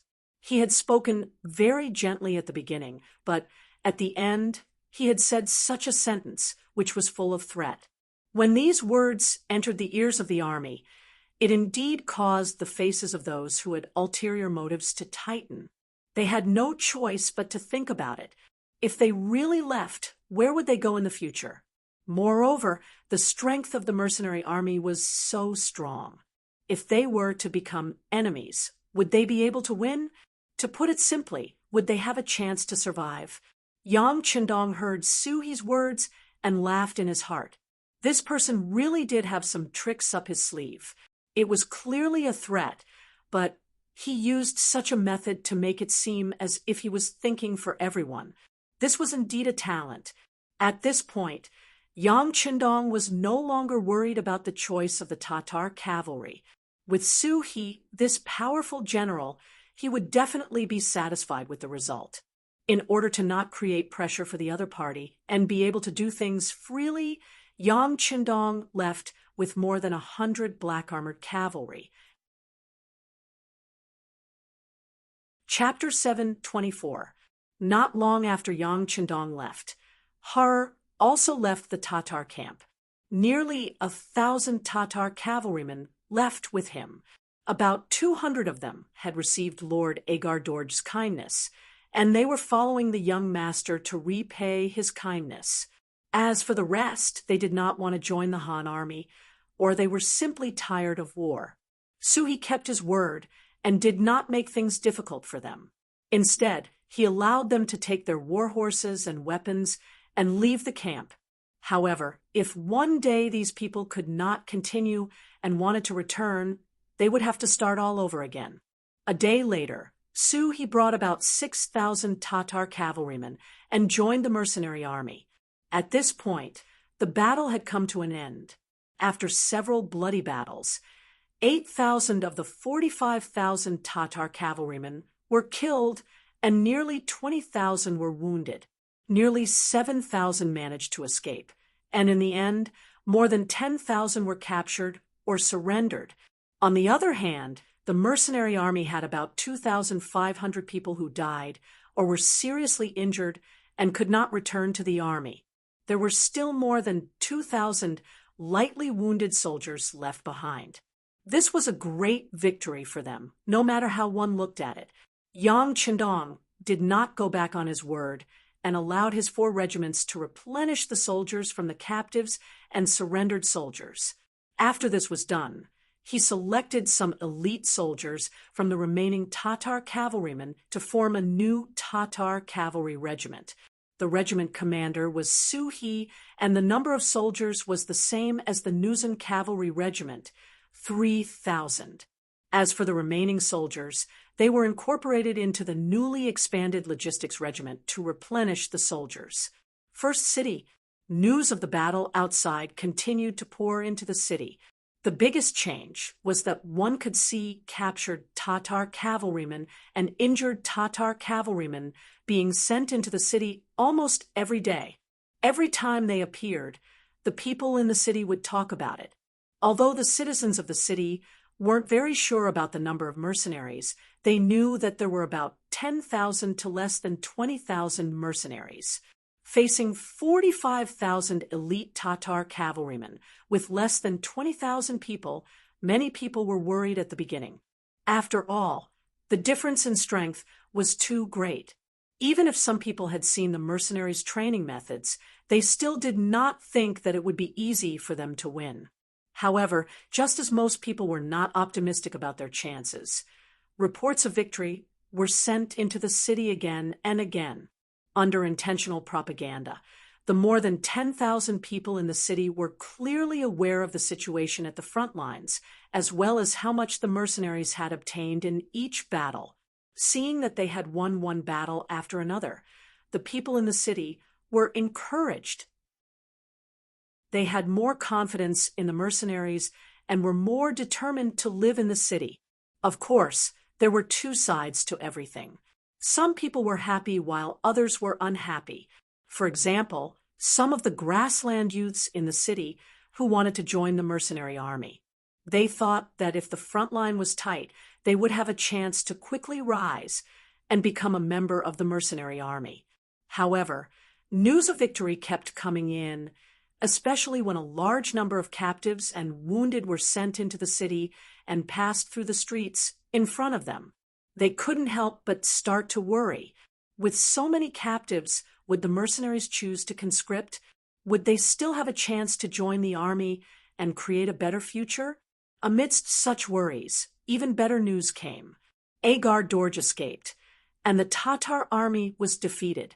General Suhi finally chose to surrender and joined the mercenary army.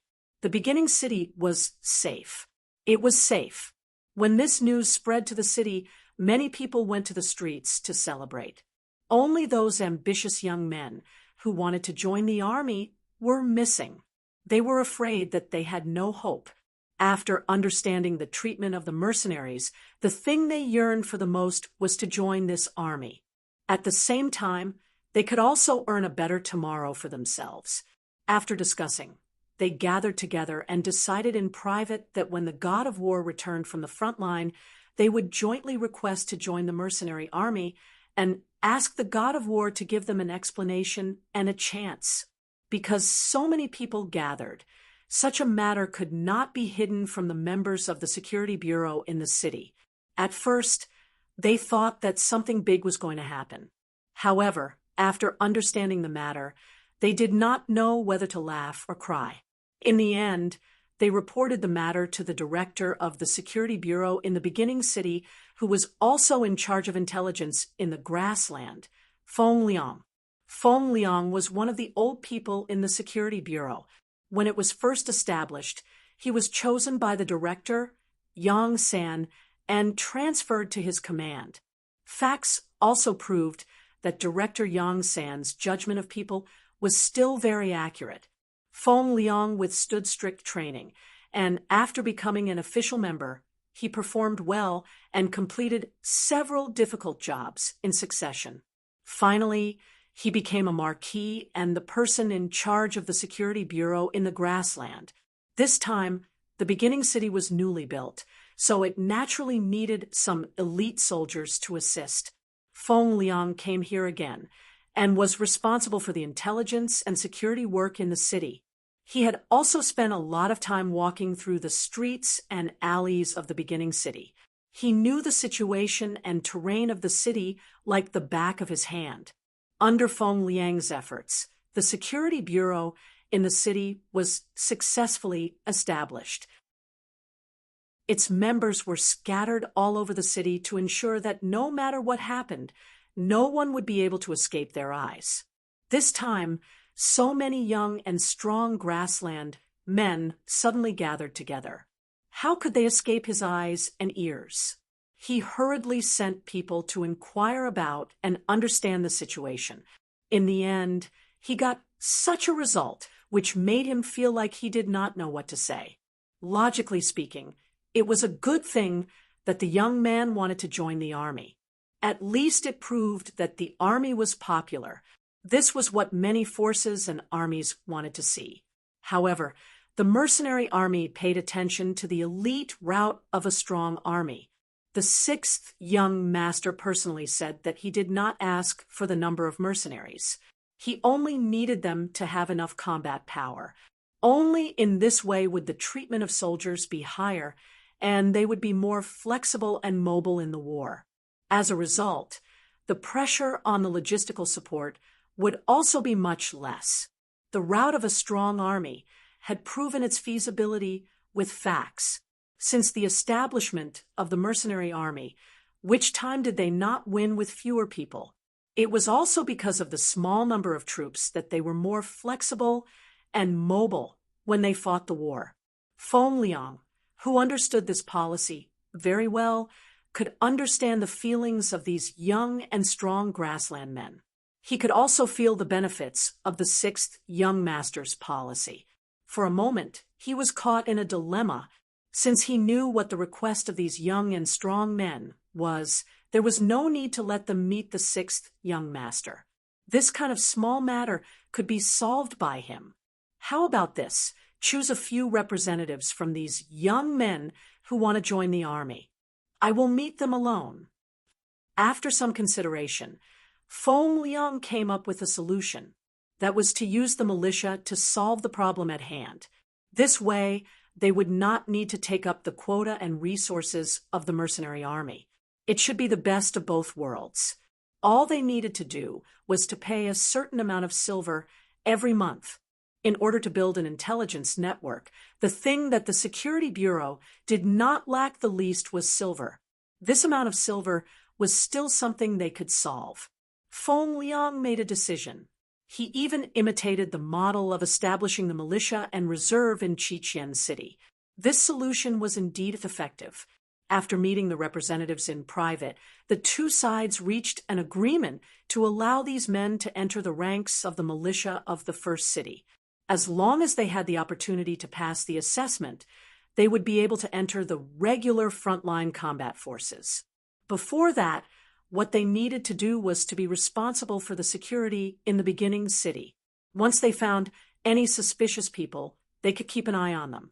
If necessary, they could inform the army in the city and cooperate with them to suppress the enemy. After doing this, not only could they get a reasonable name for law enforcement, but more importantly, they could also get some silver every month. It was tentatively set at 2 taels of silver every month. There would be an additional reward for meritorious service. 2 taels of silver was naturally nothing in front of the regular mercenary army. However, for ordinary people, it was already an income. At this moment, both sides were very satisfied. A gathering of people that needed to trouble Yang Qindong was declared over before it happened.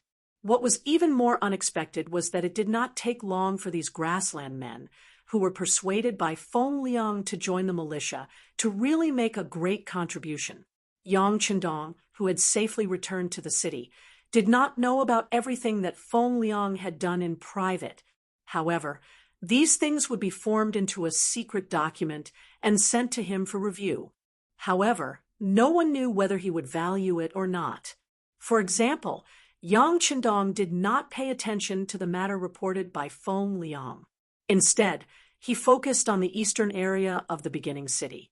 The scouts had sent back news that the 3 divisions of the Lungfeng Division were already on their way to transport the goods from Chichen City that had just been received from Sea-Town. They would be able to rush back to the beginning city in at most 2 days. The previous battle was just to establish his prestige and to stabilize his foothold. Now, it seemed that everything was going smoothly. After this battle, not only did he show his prestige, but he also strengthened the army. This also gave Yang Qindong more confidence. Whether it was to defend the city or to fight, he also had more choices. However, if one wanted to conquer a place, war was only one of the methods. Another important method was economic occupation. As long as one controlled the economy of a place, it was equivalent to controlling its artery. Only then would one's influence be more far-reaching, and one would be more powerful. Among the goods transported by the 3 divisions of the Lungfeng Division, there were many goods that were hard currencies. This was also a good opportunity to strengthen the economic strength of the beginning city again. This was also something that Yang Qindong valued very much.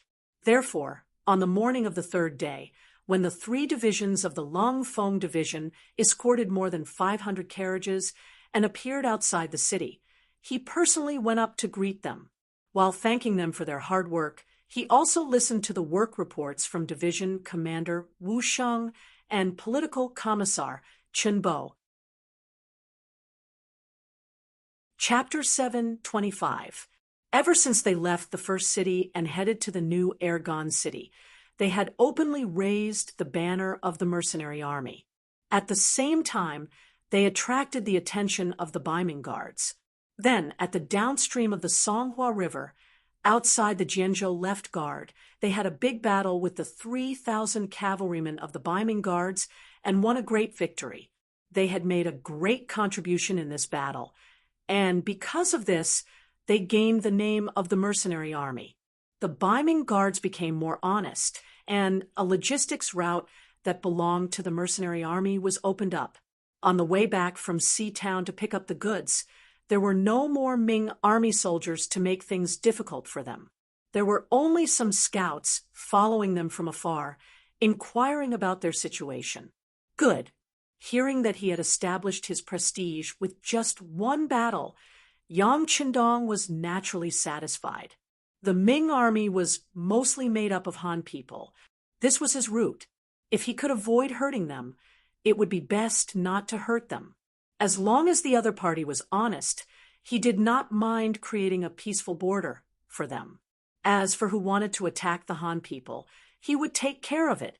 Of course, if the Ming army was smart, things would naturally develop normally. If they wanted to make things difficult for the mercenaries, he would not introduce them to teach them a lesson. He would let them know who they could not afford to offend and who they could not have any ideas about. The 3 divisions of Lungfeng had returned.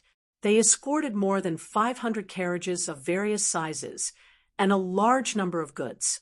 Since these were things that Yang Qindong needed, Crimson City would naturally provide them with all their strength. There were food, drinks, clothes, and all kinds of things. It could be said that they had everything. Not only did they bring a lot of goods this time, it was enough to make the first city a commercial city on the grasslands.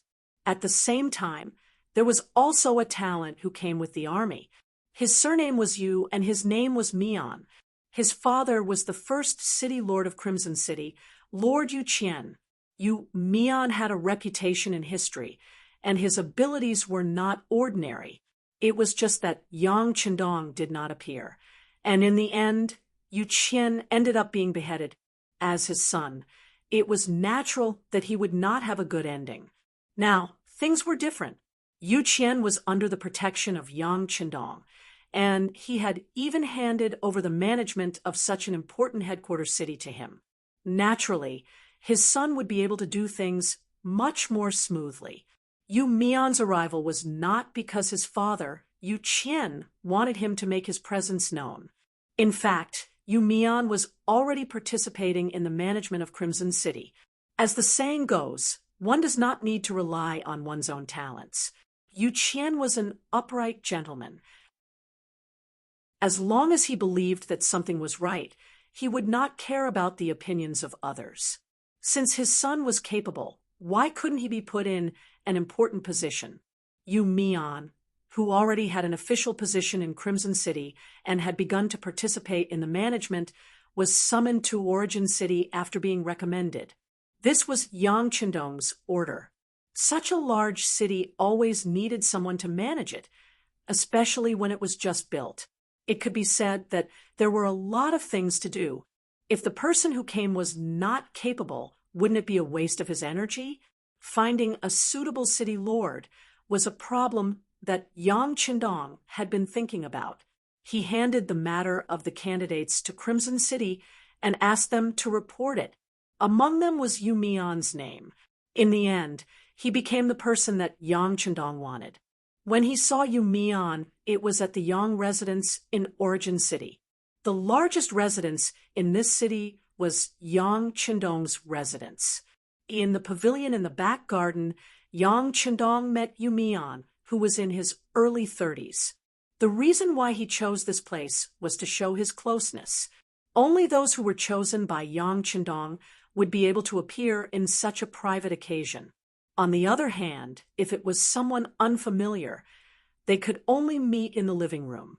Yu Mian greets the sixth young master.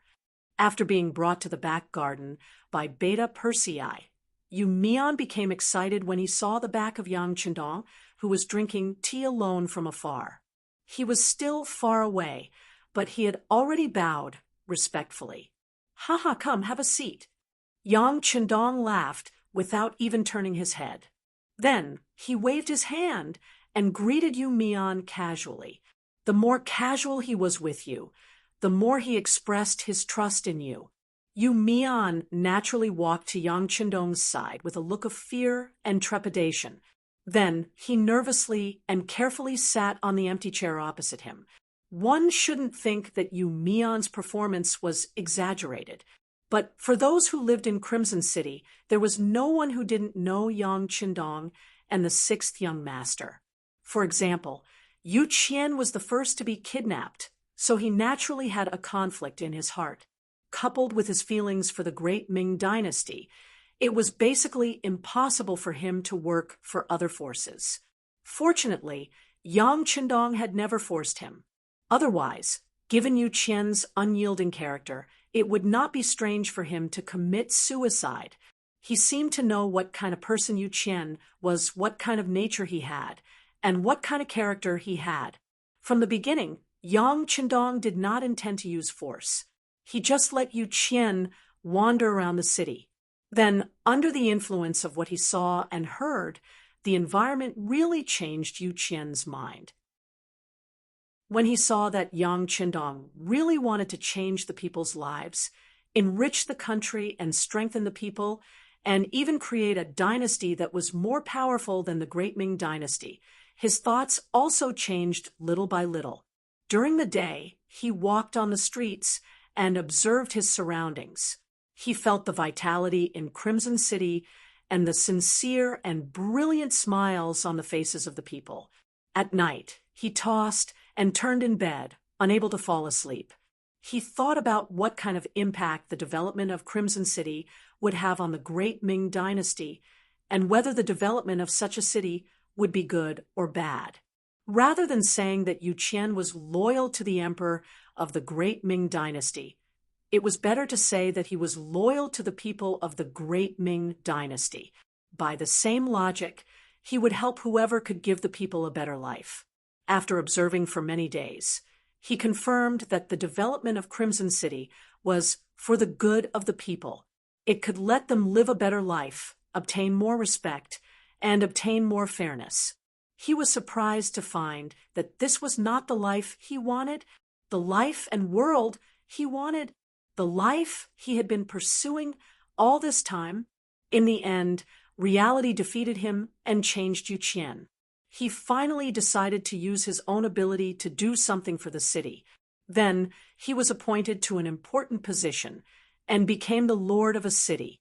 Facts also proved that he was indeed capable, not only in military matters, but also in the people's lives.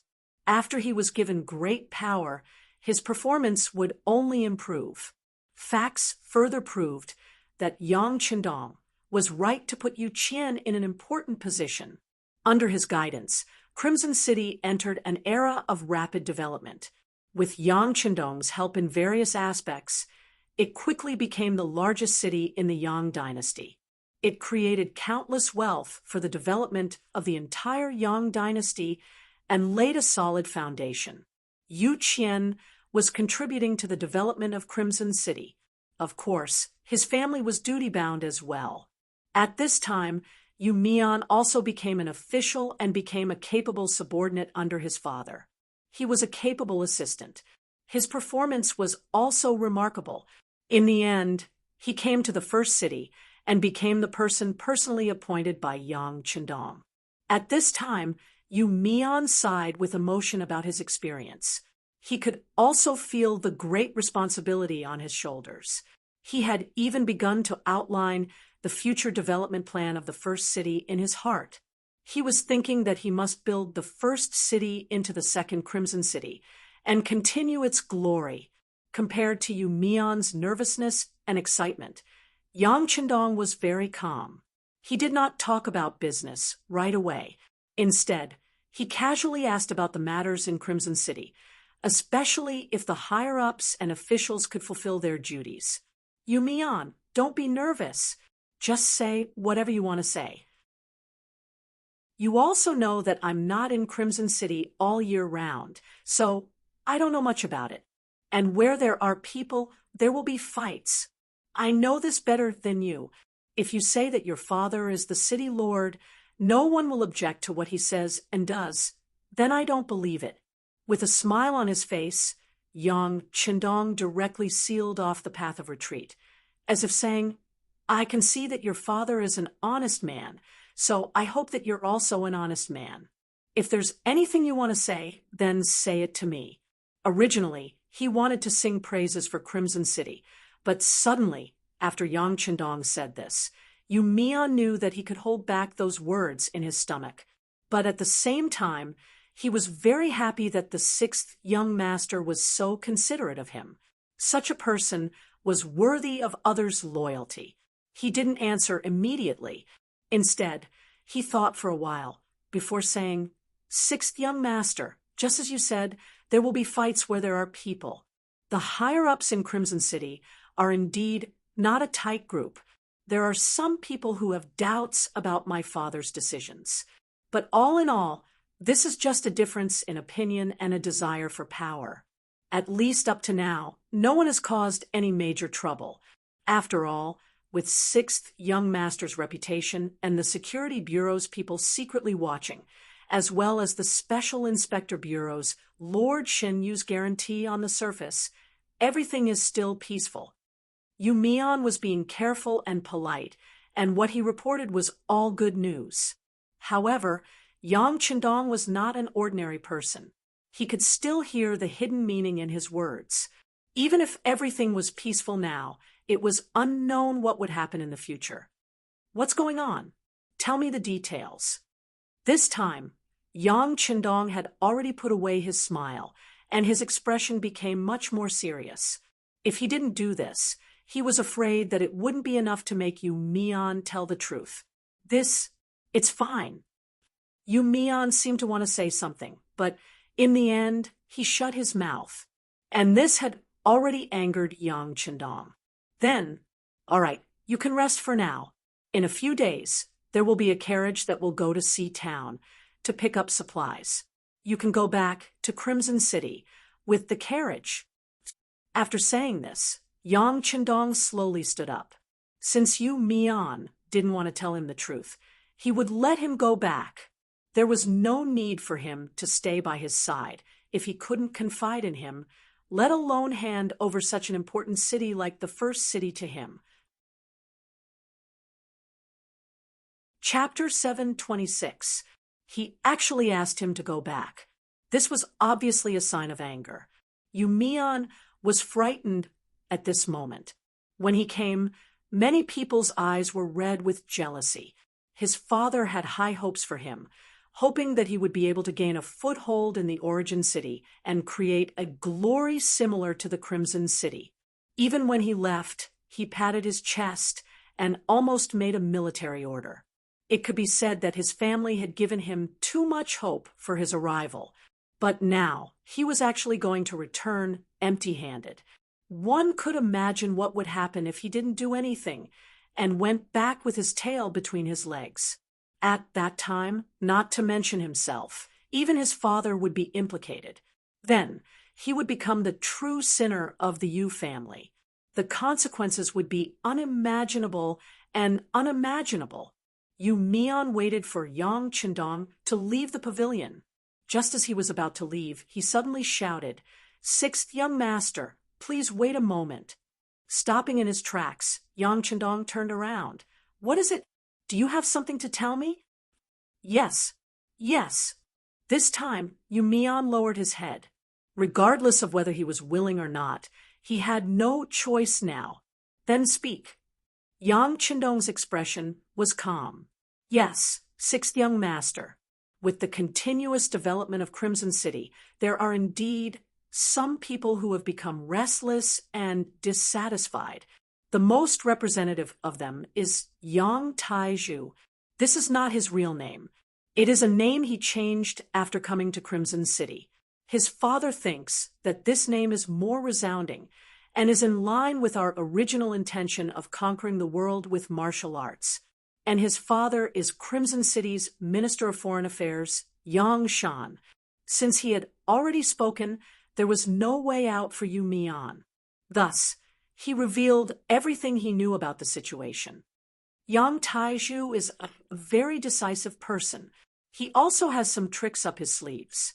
Relying on the fact that he is Minister Yang's son, he bullies the good and oppresses the good.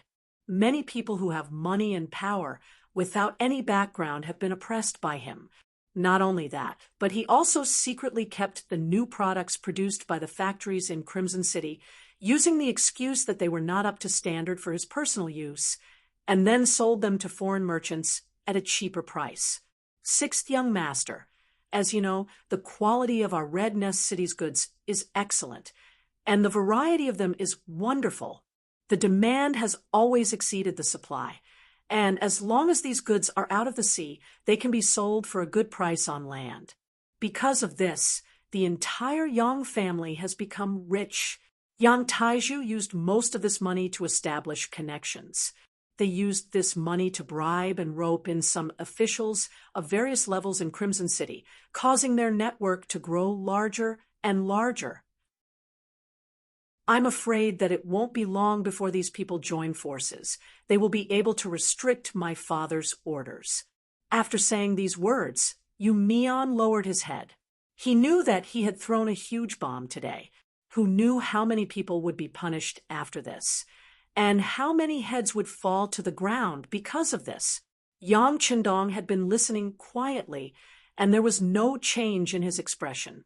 But in fact, his heart was already overflowing with anger.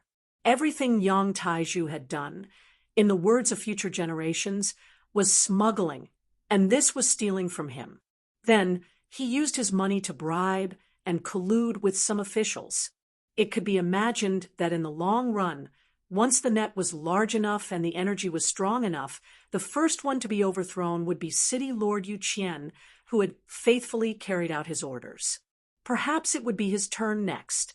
To think that he was still fighting a bloody battle on the front lines, risking his life in order to seize more territory as quickly as possible, liberate more people, and accumulate more power and influence.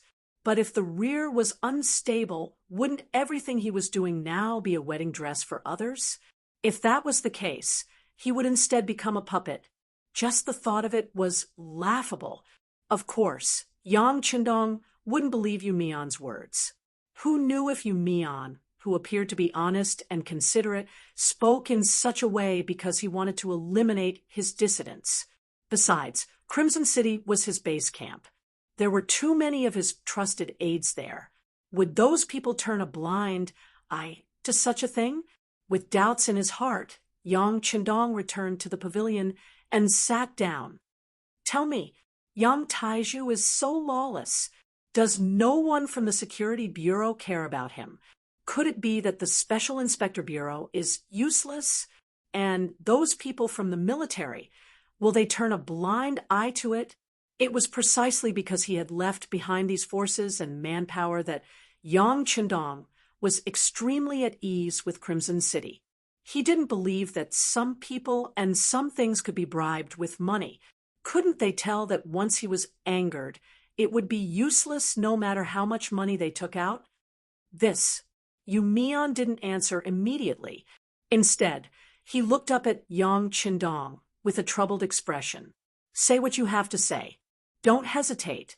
Beta Persei, call Tiger's Mane over. Yang Qindong stared intently at Yu Mian's face as he roared outside. Beta Persei left in a hurry, at a loss. Yang Qindong looked at Yu Mian and said, All right, there are no outsiders here now. Tell me everything you know. Even if you say something wrong, I won't blame you. Furthermore, the matter of you saying something wrong won't spread. Now that things had come to this, Yu Mian had no way out. At that moment, he seemed to have made a decision, as he said, Yes, sixth young master. This is the situation. This young Taiju is very capable. He first wooed one of Fifth Madam's personal maidservants, Lin Lin, and married her. This way, he would have Fifth Madam's support. Then, he joined forces with the director of Crimson City's Security Bureau, Chun Shuquan. The sixth young master definitely knows this person. This person doesn't speak much, but as his name suggests, he likes power very much. It can be said that he hit it off with Yang Taiju. With the support of the Security Bureau, he naturally gets twice the result with half the effort. As for the Special Inspector Bureau, he definitely won't find trouble with Fifth Madam. My father once doubted it, but soon Lin Lin personally appeared in the City Lord's office. After that, I heard from my father that Lin Lin said that the entire Crimson City belongs to the Yang family. The Yang family's madam only took some money from her family. Is there a need to inform outsiders and use outsiders to criticize her? There's no need to talk about the military. Now that there's a political department, Lang Song and Commander Gao Xiong are thinking of how to compete with them. How could he possibly intervene in the local affairs? Wouldn't that be handing over his weakness to others? Therefore, they simply turn a blind eye. As for the other officials, they don't dare to interfere. With the idea that mortals suffer when immortals fight, they hide as much as they can. As long as these people don't provoke them, they will also turn a blind eye. Upon hearing Yu Mian's explanation, Yang Qindong widened his eyes. No one dares to interfere. Didn't the Wan family do anything? Wan Xiaoyu is my future sixth madam. Didn't she stand up? It could be heard that although this was a questioning voice, There was a hint of trembling in his voice. It was unknown if it was because of anger or disappointment. Sixth Madam? Ever since you left Crimson City, Sixth Madam led the publicity team to perform for the nearly 5 million Han people. She said that she wanted to change the views and mentality of these people as soon as possible, so she hasn't been in Crimson City. And these things have only happened in the past few months. Sixth Madam doesn't know about it. Yu Mian knew that this was very likely related to a girl's future happiness and the future of a large family. Of course, he had to explain it clearly. Upon hearing this, Yang Qindong's expression looked better. But soon he sneered. The Yang family's money is indeed used by the family. There's no need for outsiders to interfere, but the problem is that she's just a maidservant. What right does she have to represent Fifth Madam? For this matter, did Fifth Madam really show up? This, Yu Mian thought for a while and shook his head. Probably not. At least, Fifth Madam didn't say anything to my father.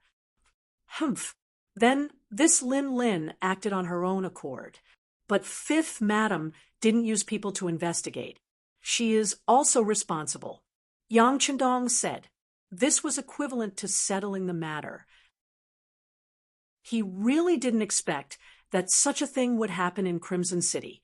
If not for the fact that he happened to talk to Yu Mian today and discovered some clues, he was afraid that this matter would only get bigger and bigger, and one day it would become an unsolvable problem. It seems that some people are used to living a peaceful life. They have forgotten what it's like to lick blood on the blade. If that's the case, then don't blame me for being heartless. After speaking, Yang Qindong raised his hand and slammed down on the stone table in the pavilion. Boom! A thunderous sound suddenly rose, after Yang Qindong's anger soared to the sky, and he used his qi. The stone table actually cracked and fell to the ground with a loud bang. Tiger's Mane and Beta Persei, who had just entered the courtyard, saw this scene clearly. Young master! Both of them cried out in surprise and then ran over in big strides. After all, Yang Qindong was still made of flesh and blood. When he slammed down, his hand was bleeding. Tiger's Mane and Beta Persei cried out in pain and shock. They hurriedly shouted outside and arranged for the military doctor to bandage the wound. At the same time, both of them looked at Yu Mian angrily. Don't blame Yu Mian. It has nothing to do with him. Since you're here, listen to what Yu Mian has to say. Tell me your thoughts later. Yang Qindong's voice was very calm. He then waved his hand and went to find the military doctor, including his wound. Yang Qindong didn't doubt Yu Mian's words because some things could be found out after an investigation. If he was lying, then even his father, Yu Qian, couldn't protect him for framing Fifth Madam. After leaving the courtyard and finding the military doctor, Yang Qindong returned to the backyard after bandaging his hand. He saw Tiger's Mane and Beta Persei standing there with flushed faces. Beside them was Yu Mian, who was trembling with fear. He lowered his head and didn't even dare to breathe loudly. Chapter 727. Are you trying to scare Yu Mian? Let me tell you, this has nothing to do with him. He is the hero. Needless to say, Yang Qindong knew that the two of them must have gotten angry in front of Yu Mian. Otherwise, they wouldn't be like this. This subordinate doesn't dare. Yu Mian did see Tiger's Mane and Beta Persei getting angry just now. It was as if they wanted to eat someone, which really gave him a fright. All right, Yu Mian, you don't have to be afraid. You have contributed to this matter. How about this? You go take a walk on the streets first and familiarize yourself with the situation in the beginning city. Then write a city management report for me to read. We'll talk about the construction of the beginning city when the time comes. You can go now. With a smile on his face, Yang Qindong said to Yu Mian with a pleasant expression, Yu Mian naturally nodded and agreed. He excused himself and resigned. After there was no one else around, Yang Qindong's expression turned cold again. Tell me, what do the two of you think? Kill all these sinners. Yes, not only do we have to kill them all, but we also have to hold a public trial to clarify their crimes. We have to let all the officials in the Crimson City know what the consequences of doing wrong are. Tiger's Mane and Beta Persei expressed their opinions one after another. After listening to Yu Mian explain everything from the beginning to the end, they were really angry. They didn't expect that while they were fighting for their lives in front of them, the people behind them would be like this. They even felt that their efforts were not worth it. Yes, some people have to be killed. The public trial also has to be held, but the evidence still has to be found first. Crimson City can't be in chaos because of this. It has to develop normally and healthily. Yang Qindong also said, as if he had made a decision. Although Yangxia was developing rapidly now, in fact, everything was based on Crimson City. For example, the two provinces of Vietnam and Laos, the development of the beginning city, the expansion of the army, and the improvement of combat power all required a lot of money as a foundation. With money, it was naturally easier to do things. Without money, it was not an exaggeration to say that it was difficult to do anything. For the development of Crimson City, Yang Qindong put in a lot of effort.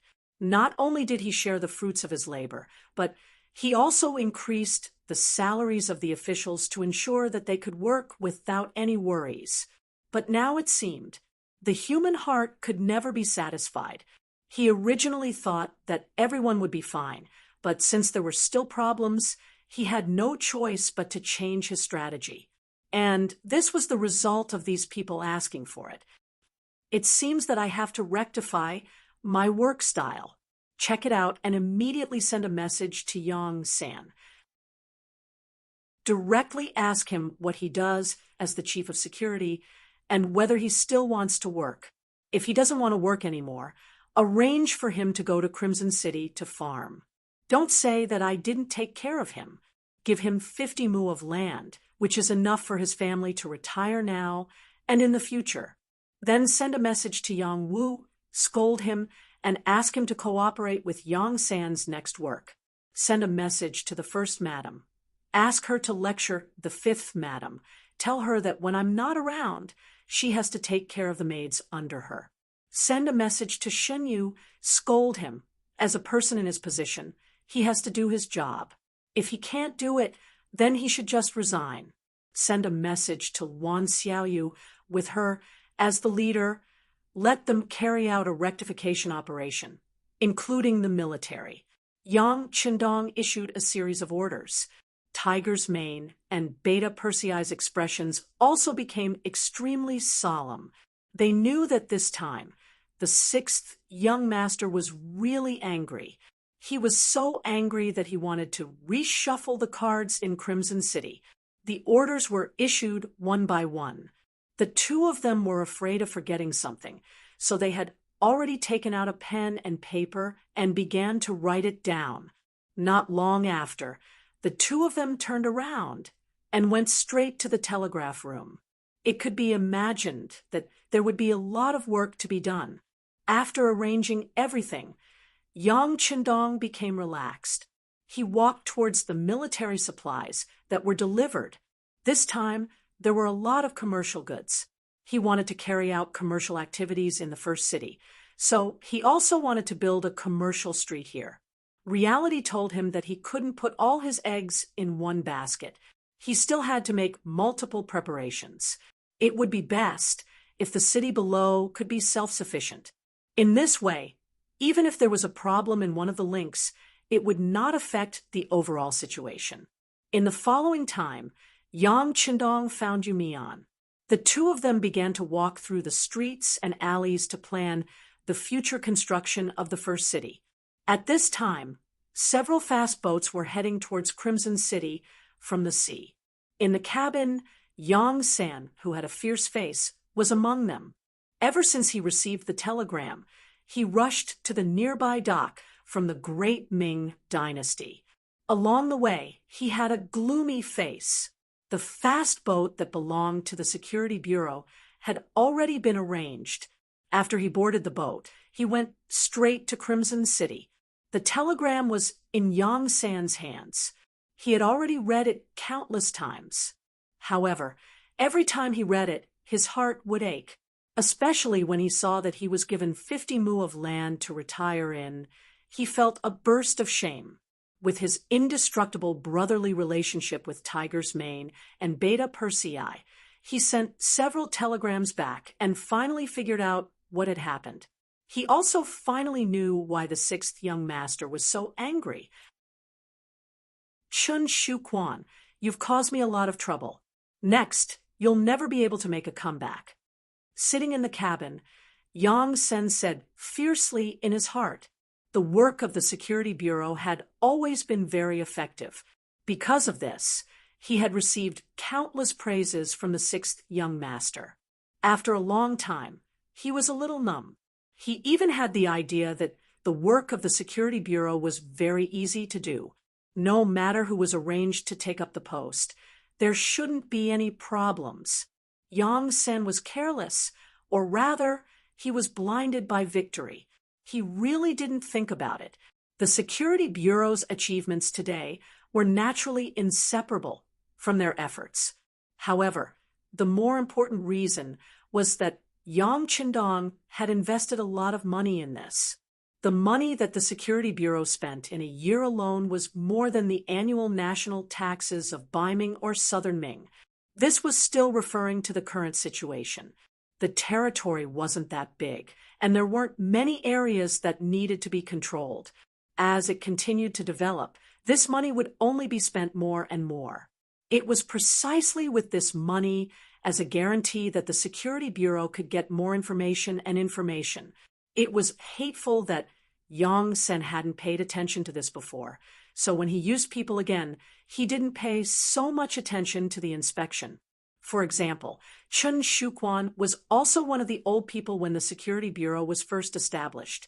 His actual ability was very ordinary. It was precisely because he had to be taken care of that he was arranged to be a director in Crimson City. After all, the situation there was the best. As long as he didn't take the initiative to look for trouble, not only was the work easy, it was also easy to achieve results. Yes, the results were out now. Even the sixth young master was alarmed, and he was even scolded because of it. Just based on this, he couldn't tolerate it. Yang Sen would definitely not show mercy to this kind of person who spoiled the pot of soup with a piece of rat **T. After such a big incident, Yang Sen was almost sent home to be a farmer. If this matter couldn't be resolved, he was afraid that this time he really wouldn't be able to report back. Has the Security Bureau's operation team set off? Yang Sen thought about some of the things that he needed to do when he arrived at Crimson City, and thought that he needed reliable people. He looked at Che Chao and asked. Che Chao was a supervisor under the Security Bureau. He was very capable, but because he was still too young and wasn't in the first batch to enter the Security Bureau, he didn't have enough qualifications. Therefore, he had been staying by Yang San's side to gain experience. This time, he brought Che Chao over to solve Chen Shuchuan's problem better and faster. At the same time, he also wanted to take the opportunity to see if this person had the ability to succeed Yang Shuchuan's position, and if there were any problems with his character. After Chen Shuchuan's incident, Yang Sen started to pay attention to the character of his subordinates. Reality had already proven that if a person was unreliable, the stronger their ability, the more likely they would become a black sheep. Yang Sen would definitely not make the same mistake twice. Chief, the operation team has transferred 200 people over. They are all safe and reliable, and they don't have any contact with each other. This time, they were ordered to rush to Crimson City from various places and won't leak any information. It's just that when they enter Crimson City's pier, It might be a little troublesome. The person who spoke was Che Chow. He had delicate features and looked very young. Don't worry, when the time comes, you will stay at the pier and be in charge of receiving them.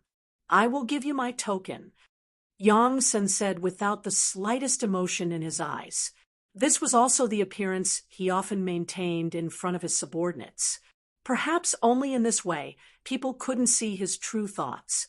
With Yang San's token, entering the strictly guarded Crimson City's pier would naturally be incomparably smooth. Che Chow quickly agreed, and then shut his mouth.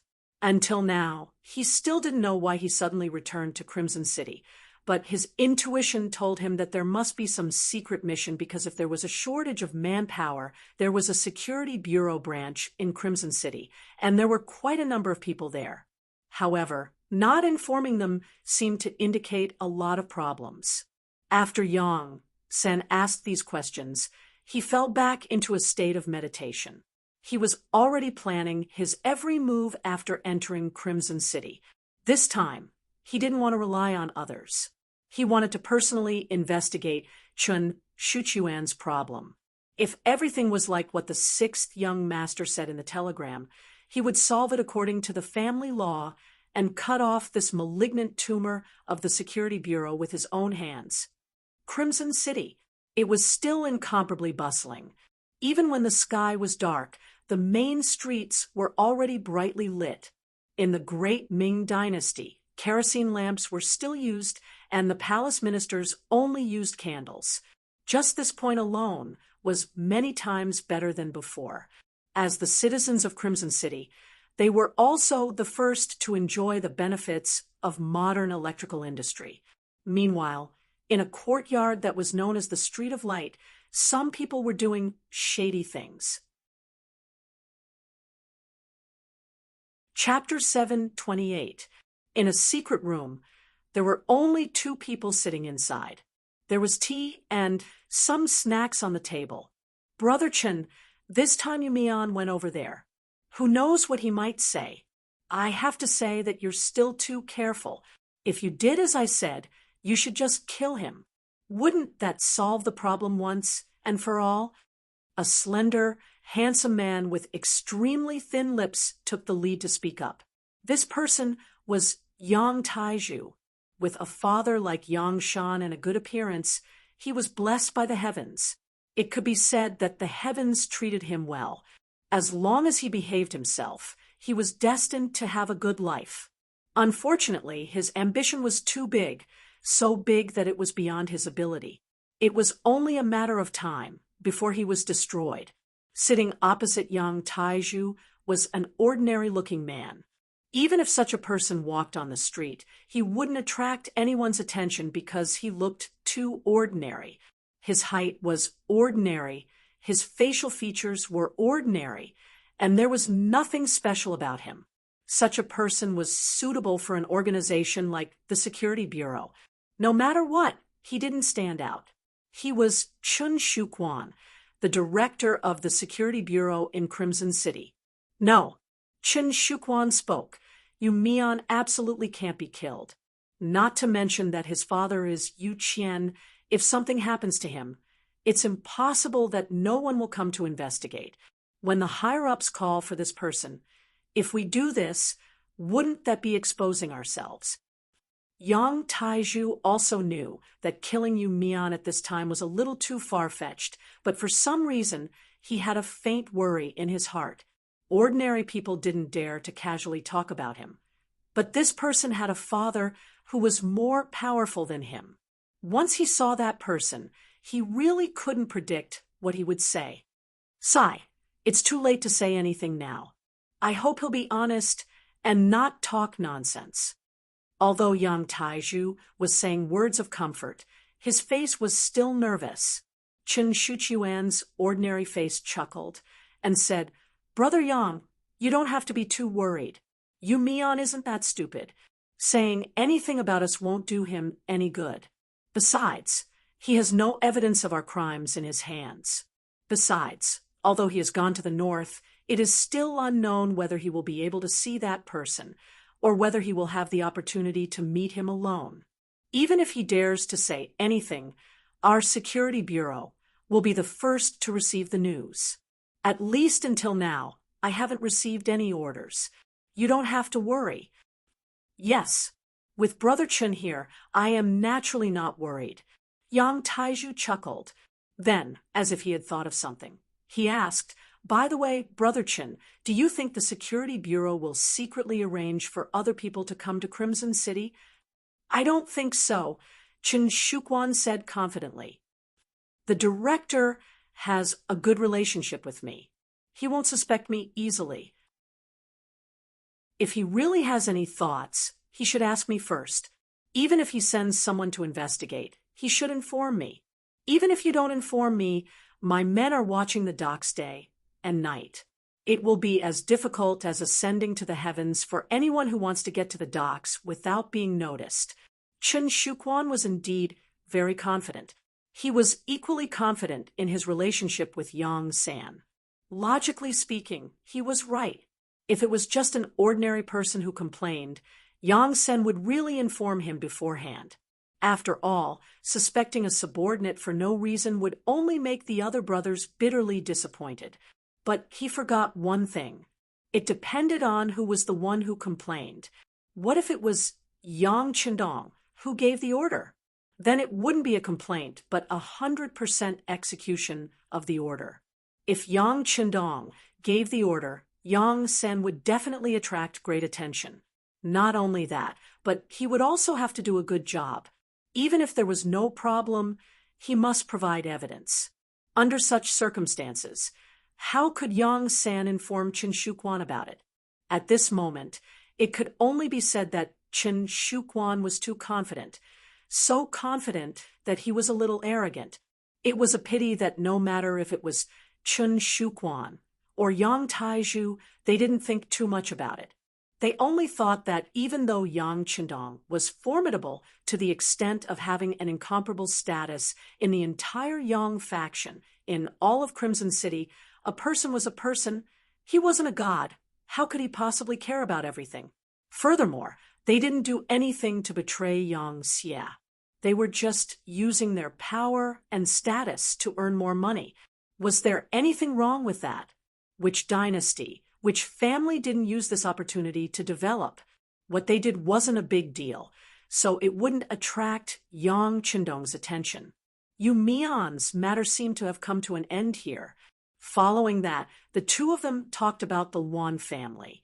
The Wan family was a special existence in the entire Crimson City.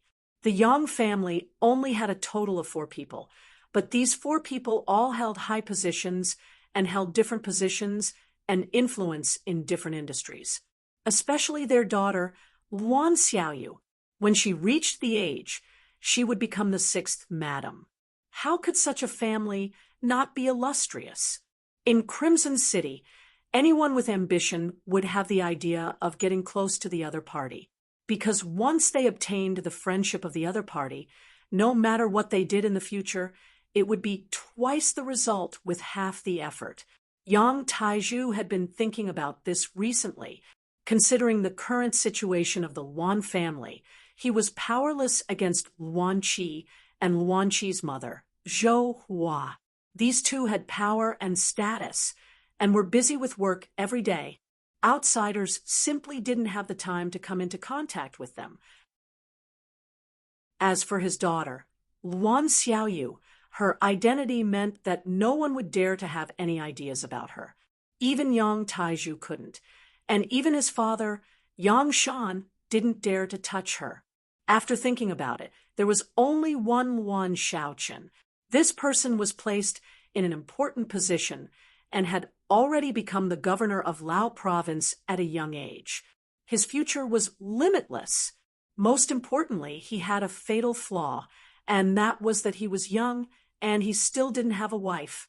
Although Luan Xiaochen had already married 2 concubines in order to appease the hearts of the nobles in Lao Lao, and also in order to give birth to the Luan family, he didn't have a wife. In the eyes of others, that was the high and mighty position, and only then was he recognized by the outside world as a member of the Luan family.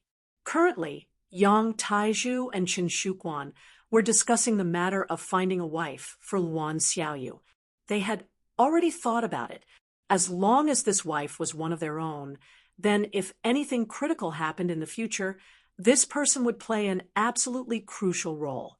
This was equivalent to not only establishing a relationship with the fifth madam, but also joining forces with the sixth madam's family.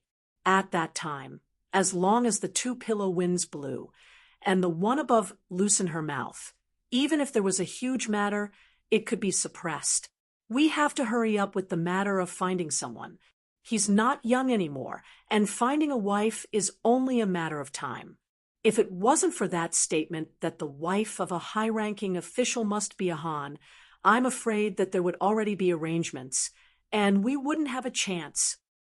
Yang Taizhu thought about this matter and reminded Che Chao, who was sitting opposite him. Brother Yang, don't worry. I have already arranged for the Security Bureau to search the city. It's just that your requirements are a bit too high. You need to be young and beautiful, and you also need to have a clean background. The most important thing is that you listen to us. This kind of search is somewhat contradictory, so it dragged on for a few days. While Che Chao was complaining, Yang Tieju's eyes were already wide open. The person must be beautiful, otherwise Luan Xiaochen might not be able to take a fancy to her. Her background must also be clean. Do you think that when the Luan family is looking for a wife, they won't let people investigate? As for listening to us, this is even more important. We won't be kind enough to make a wedding dress for others. The person we find must be helpful to us. Yang Taizhu didn't relent, and Chen Shuquan could only sigh and nod. Okay, I'll continue to arrange for people to search. By the way, the latest batch of goods should be out of the cabin. When will you give me a definite letter? I'll start to arrange it. Well, it'll be soon. It'll be in 3 days at the new dock. I've already arranged everything that needs to be arranged. When the time comes, all you need to do is to send people from the Security Bureau to temporarily seal off the dock for 4 hours. Then, everything will be ready. Chen Shuquan nodded when he heard this. That's easy. It's not the first time we've done such a thing. Ha ha ha. The two looked at each other at this moment and smiled. The so-called status and power were all transient. Only the gold and silver in their hands were real. As long as they had money, where couldn't they be happy and carefree? The two were still secretly plotting here, and from time to time, their laughter could be heard, which was a kind of imagination for the future. But what they didn't know was that while they were talking, the director of the Security Bureau, Yang San, had already arrived at the new dock on a fast boat without anyone noticing. He was stopped by the Security Bureau of the Crimson City, who were guarding here day and night. After Yang San led Che Chao and dozens of people off the fast boat, he took out the pass issued by the Security Bureau, and Long Feng, who was guarding the dock, allowed them to pass according to the regulations. But soon, for secret agents of the Security Bureau surrounded them. Wait, you said that you have a pass from the Security Bureau, but why haven't we heard about this? Take it out, and let us have a look. 4 men dressed like commoners walked over. Then they looked at Yang San's group of dozens of people with arrogant looks on their faces. Who do you think you are? Che Chao stepped forward. For a small fry like this, there was no need for the director to come out personally. The people of the Security Bureau were used to doing whatever they wanted. Suddenly, they saw someone who was more arrogant than them. The 4 of them looked at each other, then laughed. Yo, I didn't know that you're so brave. You know who we are? Let me tell you. Have you heard of the Security Bureau? You actually want to enter the city under our banner. Then you have to go through us first. Chapter 7:29. The leader had a smug look on his face. In fact, he was also one of Director Yang Shuchuan's most valued subordinates, Dong Hui. Usually, He was in charge of the entry and exit of the docks. When he said this, he intentionally glanced at Lung Feng, who was on duty.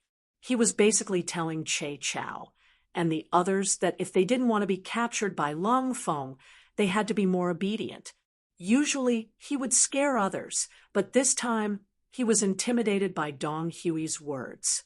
Che Chao smiled, but didn't reply.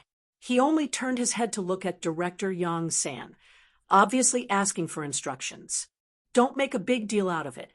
Take them down first. Yang San's position meant that he was incomparably decisive when it came to doing things. He really wasn't in the mood to explain anything to a few small fries. As soon as Yang San spoke, the people around him immediately moved.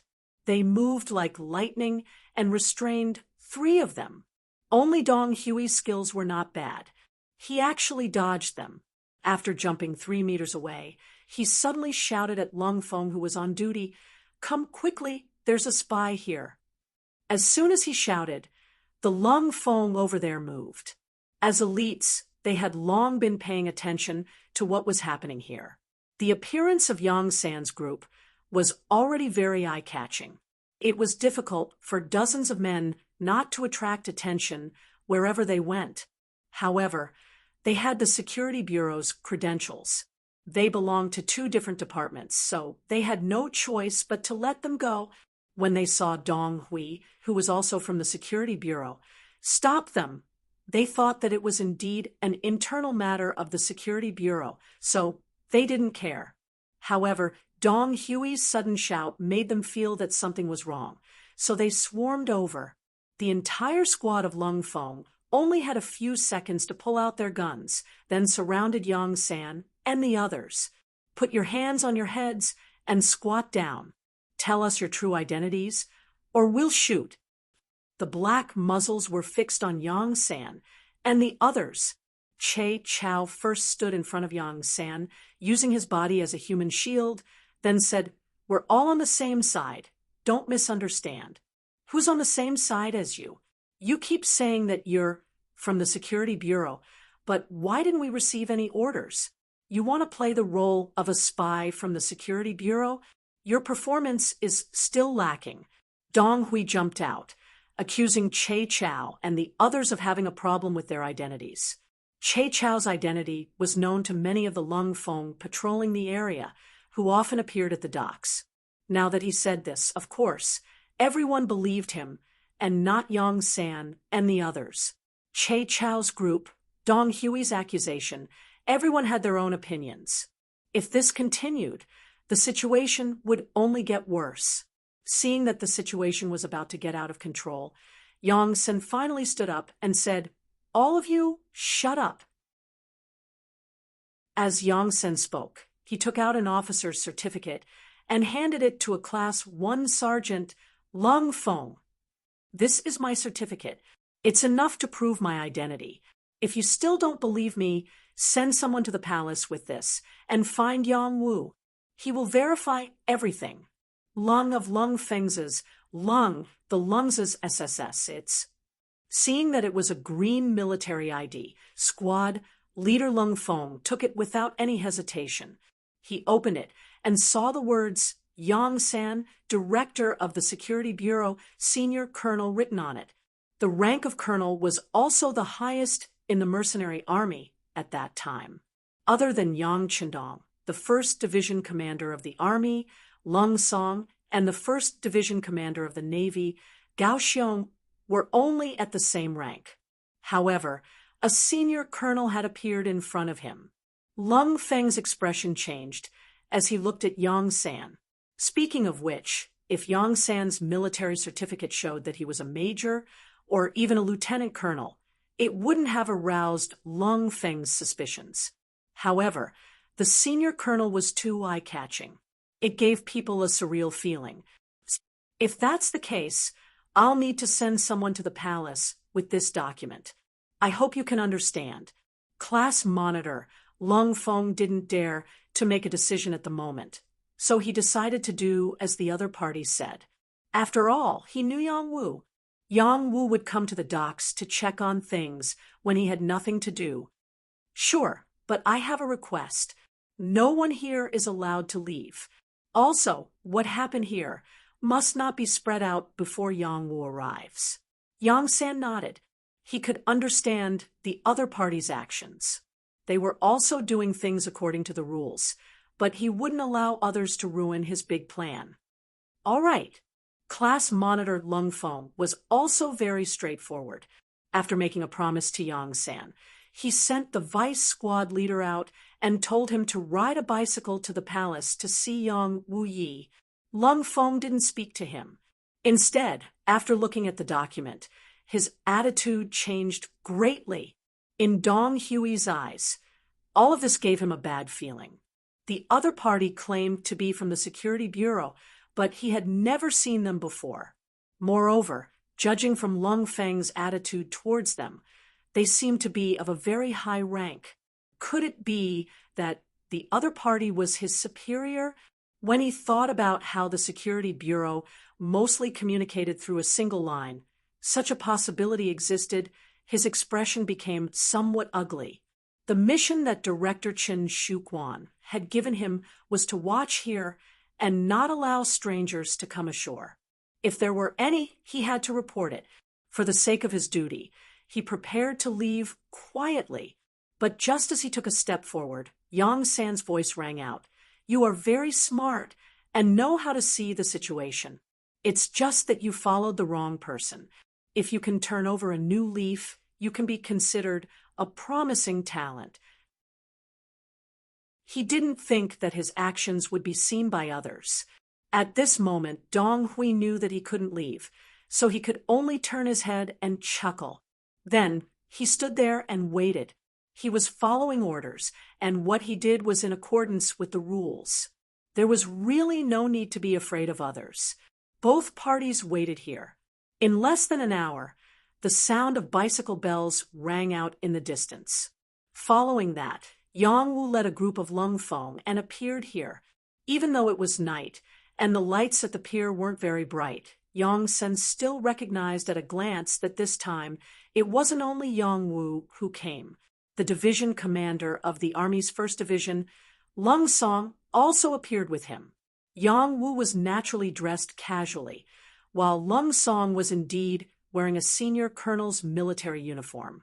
The 2 bars and 4 fours were extremely dazzling under the light. Seeing that the division commander had arrived, the platoon commander at the pier immediately stood at attention and saluted. Lung Song stopped the bicycle and casually bowed to the soldiers of the Lung Feng.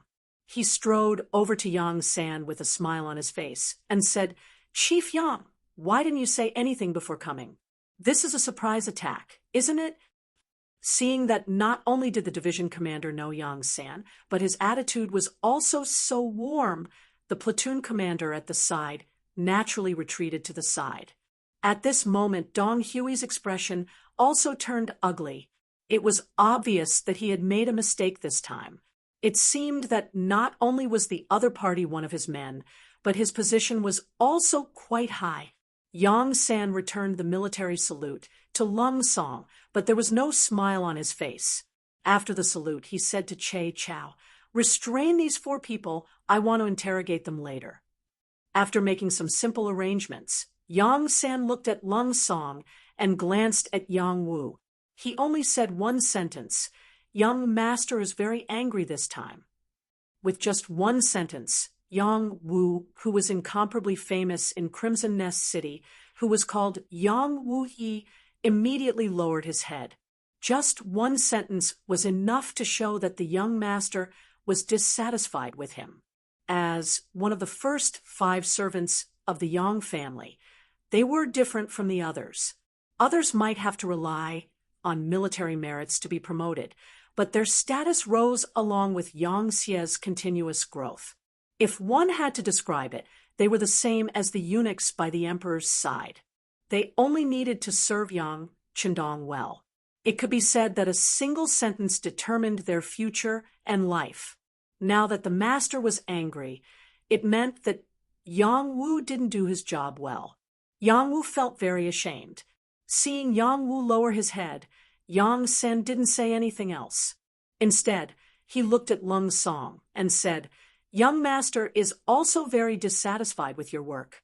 Crimson City is Yang Xie's foundation, yet such a big thing happened. You didn't notice it, didn't report it, and didn't solve it. This time, you lost points. Yes, I will reflect." Lung Song also lowered his head, looking like he had done something wrong, and was very regretful. Logically speaking, with his position in the military, Lung Song was the 1st Regiment Commander of the Army, the 1st Division Commander of the Army. Other than Yang Qindong, very few people could suppress him, not even Yang San. However, the problem was that Yang San came as an imperial envoy to solve the problem. His position was completely different. He came as a representative of the 6th Young Master. What he said was also instructed by the 6th Young Master. Other than admitting his mistake, he could only cooperate. There is no use in reflecting. The Young Master wants to see results. I hope that you can redeem yourselves and cooperate with my work. If you can't even do this well, I can only report the truth to the Young Master. When the time comes, if your positions change, don't blame me. Yang San didn't want to have any deep contact with Lung Song. Although the other party was also in a high position, he was very clear about his own identity. He was a servant of the Yang family, one of the Young Master's people. He only served the Young Master and didn't need to care about other people's feelings. Moreover, as the head of the Security Bureau, if he had too much contact with important members of the military in the eyes of others, it was inevitable that they would have other thoughts. If that was the case, he couldn't imagine what the result would be. Yang San's official words fell into Lung Song's ears. He didn't even dare to have any thoughts of objecting. Yes, Lung Feng of the army will definitely cooperate. We will definitely cooperate. Very good. That was to lock up Lung Feng in this class first. It's not that they did anything wrong, but this is an important matter. We can't be careless in the slightest. My arrival is still a secret and definitely can't be spread. Understand? Yang San was satisfied with Lung Song's attitude. He took this opportunity to give his first order after coming ashore. Chapter 730. Understood. Lung Song nodded, then called over an adjutant beside him. He whispered a few words, and someone immediately went to implement this matter. Just as Lung Song finished making the arrangements, Yang Sen spoke again. From today onwards, the dock will look the same as usual on the surface, but in fact, any personnel and goods entering or leaving the dock will need my permission to go out to sea. In order not to alert the enemy, you can make a move at sea. In short, the dock must be safe and sound. This matter will require Division Commander Lung's attention. As for the matters at sea, I will visit Division Commander Gao Xiong and explain it to him. Good. There are no problems on my side. I will personally arrange for people to guard here. Absolutely nothing will happen. Lung Song patted his chest and promised, "Thank you for your hard work. Everyone, do what you are supposed to do. Later, write down everything you know about Yang Taizhu and Qin Shuquan on a piece of paper and have someone send it to me. I want to know more about them." Yang San's businesslike face gave off a huge psychological pressure. After saying this, Yang San turned and walked over to Dong Hui and the other three. After arranging the external affairs, it was time to deal with the internal affairs of the Security Bureau. At this time, Dong Hui was no longer as lively as before. Instead, he had a face full of respect and worship. From Che Chow's mouth, he finally knew who he was facing just now. It was actually the boss of the Security Bureau. This made him excited, but also a little afraid. He was excited because he had worshipped the bureau chief for a long time. Now that he could finally see his idol at such a close distance, his heartbeat had already sped up countless times. He was afraid because he had stopped the other party and even almost made a move on him. He didn't know what kind of punishment he would receive for doing something wrong. With these feelings of apprehension, Dong Hui knelt on the ground with a plop the moment Yang Sen strode into the duty room at the side of the dock. At this moment, he only had one thought, and that was to do his best to make up for what he had done wrong. Yang Sen boldly sat down on a chair in the duty room. He looked at Dong Hui, who was kneeling on the floor and didn't even dare to raise his head, and said, "I heard that you are Qin Shuchuan's trusted aide. Have you ever participated in his matters?" He thought that the director would reprimand him for his actions just now, but he didn't expect that the director was talking about something else. After a moment of hesitation, Dong Hui immediately shook his head and said, "I'm from the Security Bureau.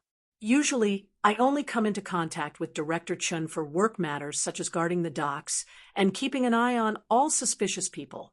As for Director Chen's private affairs, I have no right to participate, nor will I participate." With just a few words, Dong Hui had already made his position clear. That was, he was only Qin Shuchuan's subordinate. The reason why he was chosen as Qin Shuchuan's confidant was because of his ability. As for personal friendship, there was really nothing to it. This was also one of the rules of the Security Bureau.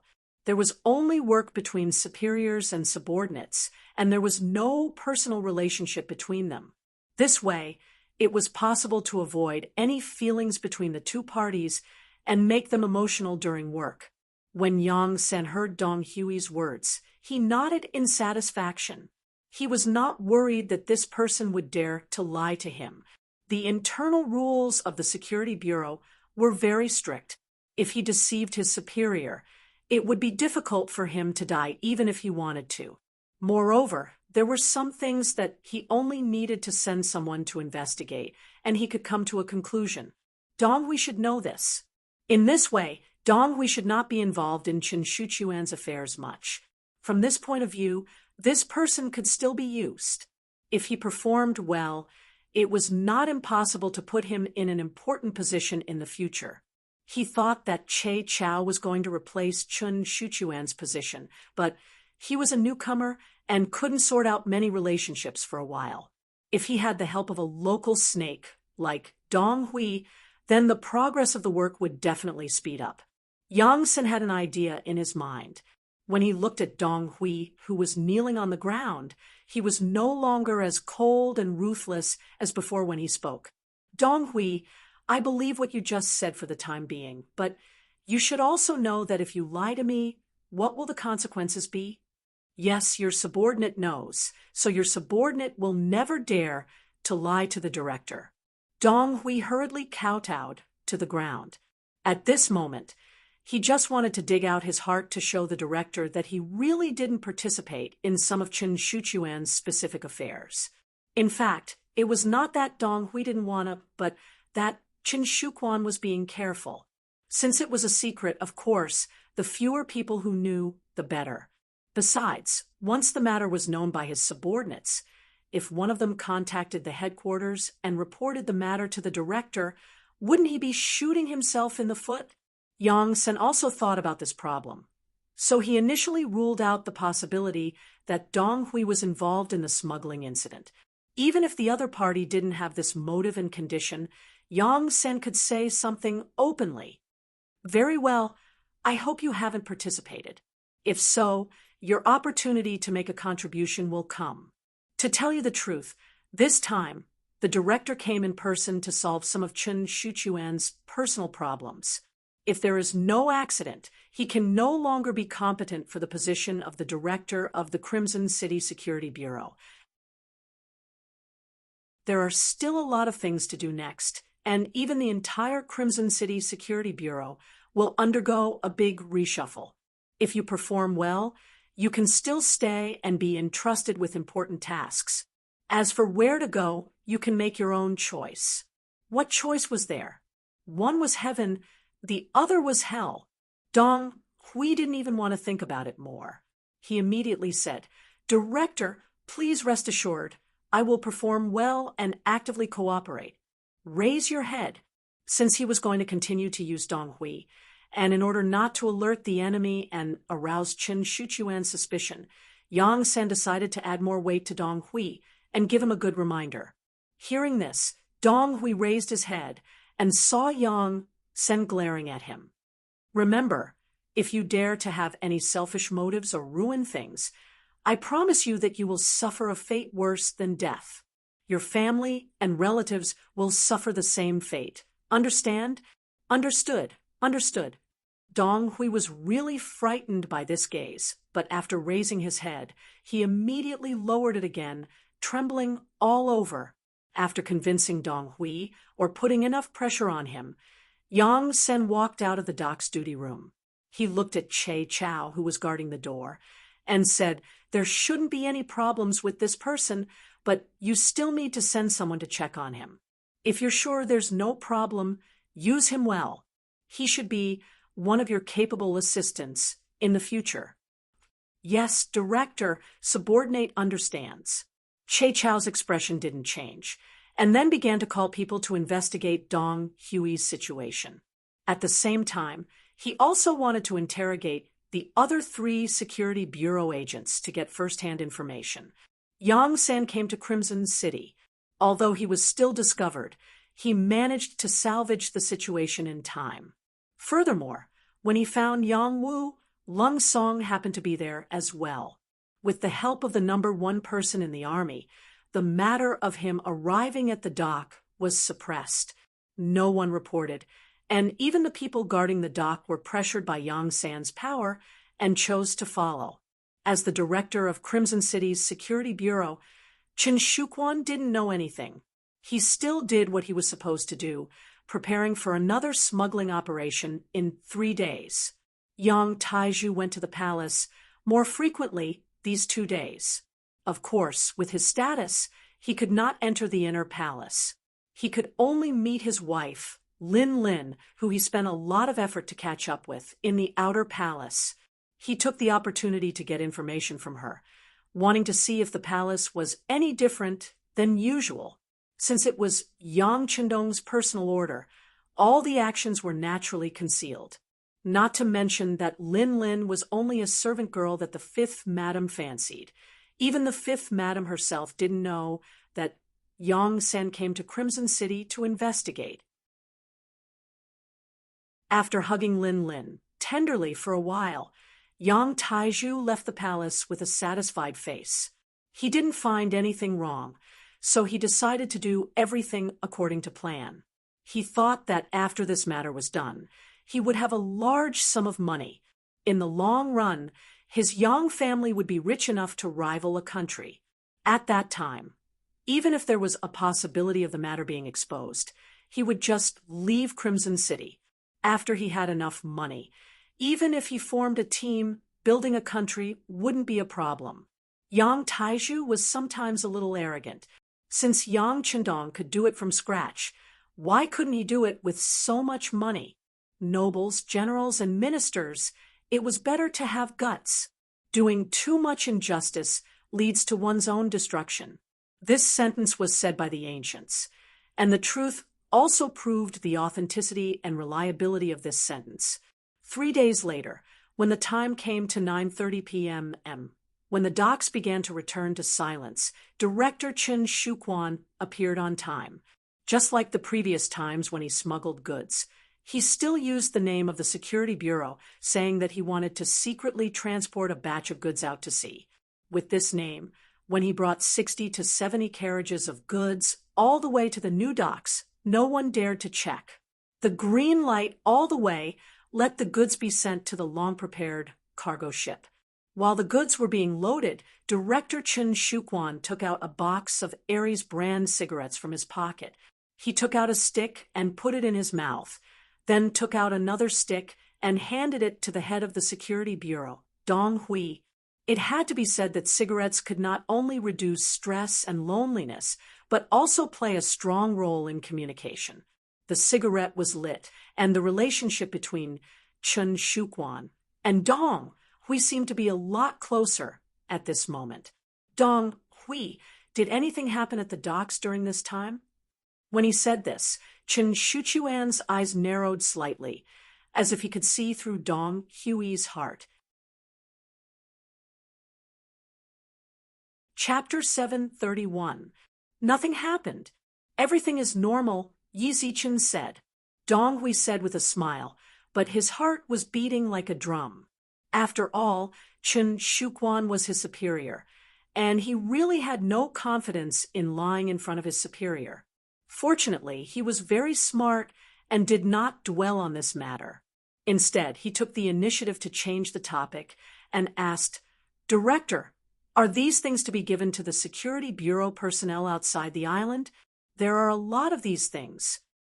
And Chen Shuquan, who was still smiling, immediately changed his expression and said seriously, "Have you forgotten the confidentiality rules? Don't ask what you shouldn't ask. Don't say what you shouldn't say. How can you know these things with your status? All right, you must be tired these days. Go home and have a good rest. There's no need for you here." The sudden coldness caused Dong Hui to pretend to be scared. He nodded his head repeatedly and then left. Looking at his back, Chen Shuchuan's heart was already filled with killing intent. His subordinate was curious about this batch of goods. This was not a good sign, and it was best to kill the other party once and for all. Dong Hui did not know that Chen Shuquan had the intention to kill him. In fact, even if he knew, he would not be afraid. Right now, his backer was the bureau chief. As for now, since he was kicked out, of course, he had to inform the higher-ups of the news as soon as possible. This was a good opportunity to perform meritorious deeds. In order not to attract Chen Shuchuan's attention, Che Chao did not place one of his own people at the dock. He only did two things. The first was to control the sea area outside the new dock in Crimson City, and the second was to wait for Dong Hui's news. One in and one out, both points were controlled. Che Chao firmly believed that unless Yang Taizhu and Chen Shuquan did not do anything, they would not be able to escape the big net he set up. But what he did not expect was that the other party would take the bait so quickly. When Dong Hui found Che Chao with sweat all over his forehead and said that their director Chen Shuquan sent dozens of carts of goods to the dock in the name of the Security Bureau, Che Chao also stood up from his chair excitedly. He often followed Bureau Chief Yang San, so he naturally knew that the Security Bureau did not inform him about the goods. In other words, tonight's action was completely decided by Chen Shuquan. Since that was the case, there was no doubt that the goods were smuggled. "Very good, Dong Hui. You've made a great contribution this time. How about this? I'll give you 50 elite brothers. You take them to capture the backbone of the city's Security Bureau. As long as they don't resist, don't kill them. If they resist, you can be heavy-handed. In short, do not allow any important personnel to escape or leave our sight." You understand? Dong Hui had already used his actions to prove his position. At this moment, Che Chao could be considered to have completely trusted him. "Yes, please rest assured, Director Che. I'll get it done right away." Dong Hui was also a little excited. This was a heavy responsibility. From this moment on, not only would he be pulled out of the Chen Shuquan case, but he would also enter the list of meritorious people. It could be imagined that his future would be limitless. Che Chao quickly left with the 50 elites of the Security Bureau. Che Chao immediately got up and rushed to the place where Director Yang was resting. Not long after, a large net was spread out, and a series of plans on paper became the final practical action. Yang residence. Ever since Yang Shan was tricked by Yang Chendong, he was sent to Ming from Nanming.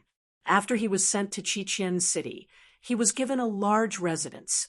He was appointed as the Minister of Foreign Affairs to formulate foreign policies. Yang Shan had contributed greatly to the peaceful liberation of the first Shang dynasty. As a result, his words carried weight in the Ministry of Foreign Affairs. It was said that a weak country had no diplomacy, Although Chichen City didn't establish a country, it was better than one. Powerful military and economic capabilities made it easy for the Ministry of Foreign Affairs to work with foreign countries. After establishing the two provinces of Vietnam and Laos, the Ministry of Foreign Affairs set up branches there respectively, and its status became even more extraordinary. In addition, Yangshan and Chichen City's mayor, Yu Qian, and the Special Inspector Bureau's director, Shen Yu, used to be officials in the same court. All of these made Yangshan's position unshakable. As a result, the Yang family could be arrogant when they were outside, as though they were superior to others. As the saying goes, a man whose heart is not content is like a snake trying to swallow an elephant. Yangshan, who was originally the left assistant minister of the Ministry of Rights in Nanming, was no longer the same as before. He should be reminiscing about the past. However, there were people who wouldn't forget their past hardships after gaining power. Instead, they believed that everything they had now was because of the hardships and tiredness they had suffered. This was the reward they deserved after putting in so much effort. When a person thought that everything he had was reasonable and deserved, his mentality would naturally change as a result. Yangshan was the most typical example. With this kind of inflated mentality, the actions of his son, Yang Taizhu, seemed to be a matter of course. The Yang residence was brightly lit. Although it was already past 10 at night, most of the commoners were already asleep. However, it was still as bright as day in the Yang residence. All of this was because another batch of goods had left today. It wouldn't be long before countless taels of silver would be sent to them. With money and power, people would become inflated. Yang Taizhu was the most typical example. At this moment, he wasn't sleeping.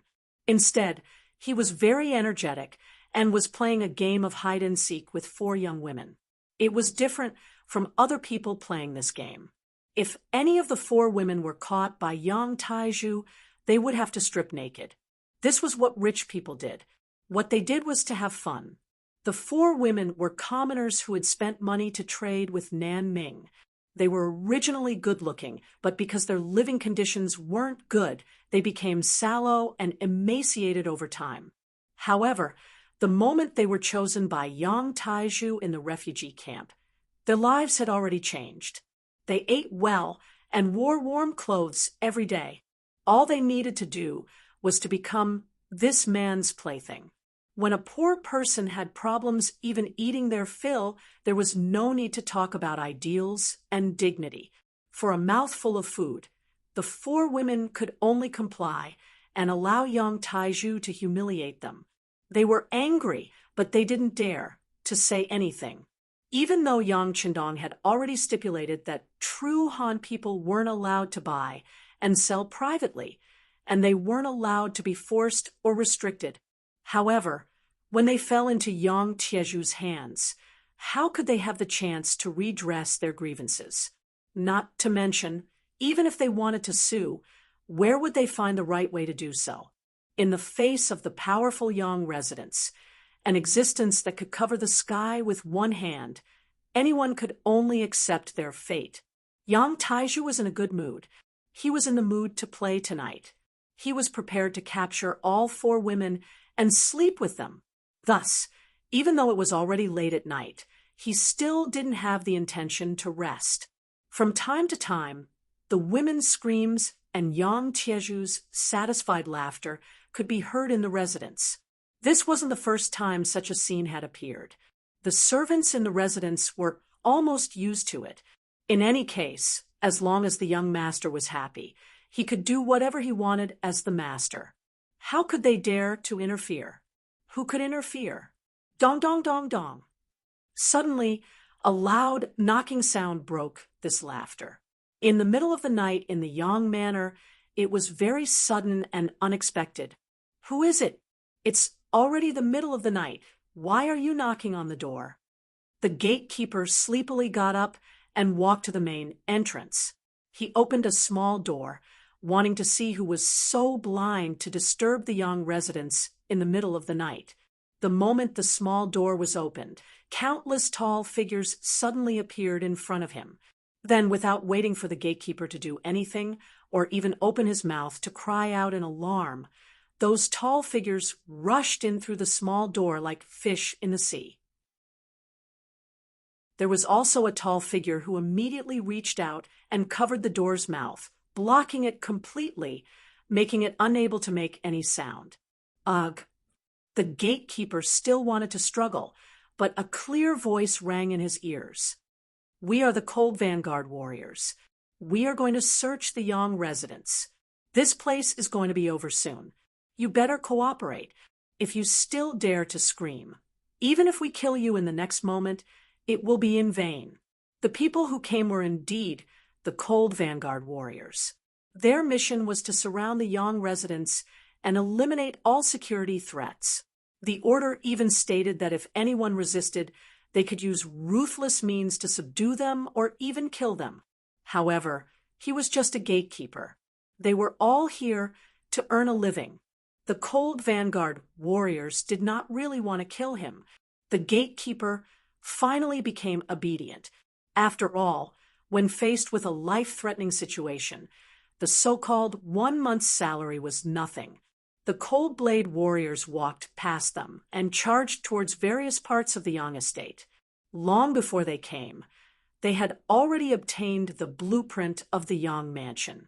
After clearly understanding the situation inside, they could ensure that they could control all the vital points in the shortest amount of time, minimizing the possible resistance and threats that might exist in the Yang mansion to the greatest extent. As more and more Cold Vanguard warriors rushed into the Yang residence, the servants in the residence finally noticed them. Then there was a series of shouts and screams, causing the entire residence to become chaotic.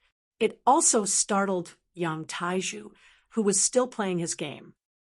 "Young master, this is bad. A lot of Cold Vanguard warriors suddenly appeared in the residence and surrounded us. Our armory has also been sealed by them. What should we do?" A burly man who looked like a servant rushed into Yang Tieju's courtyard and saw that there were already 2 young ladies dressed in pure white clothes. However, he acted as if he did not see them and spoke with a panicked expression. Chapter 732. Yang Taiju, whose eyes were still covered by a black cloth, instinctively wanted to fly into a rage when he heard that someone had broken into his backyard. This was his private property, and usually no one was allowed to enter without orders. Otherwise, there would only be one result: death. Just as he was about to flare up, he suddenly froze when he heard that Lung Feng had barged into his residence. Then, with a wave of his right hand, he tore off the black cloth that was covering his eyes and asked with a ferocious look on his face, "What happened?" Before the servant could answer, more footsteps came from outside the door. Then, a cold front officer wearing a military uniform with the insignia of a colonel on his shoulder appeared in the backyard. Behind him was a dense group of cold front soldiers with calm expressions and sharp eyes. Yang Taiju, who was about to angrily scold the intruder for intruding into his private residence, saw the intruder's face clearly. His original anger instantly disappeared and was replaced by a smile. "Ha! So it's Regiment Commander Tung. Please forgive me for not welcoming you when you've come to visit." The intruder was Tung Shan, the 1st Regiment Commander of the Cold Front Army. Due to his seniority and fearlessness in battle, he was deeply trusted by Yang Qindong. Even in the entire Qiqian city, there were not many people who could make him lower his head. Normally, even his father, Yang Shan, who was the Minister of Foreign Affairs at the time, would show him some respect. Seeing that it was this person who appeared in his residence, although Yang Taiju was furious, he still didn't lose his temper. Tung Shan didn't immediately answer Yang Tieju's question. He only glanced behind Yang Taiju. When he saw that 2 of the 4 women were only wearing a thin layer of green gauze while the other 2 were already clean, He frowned slightly. The four of you should immediately find clothes and put them on. It's really immoral to be like this. The four ladies were already frightened by the cold-blade warriors who rushed in. When they heard Tung Shan's words, it was as if they had heard the sound of nature. They hurriedly retreated to look for clothes.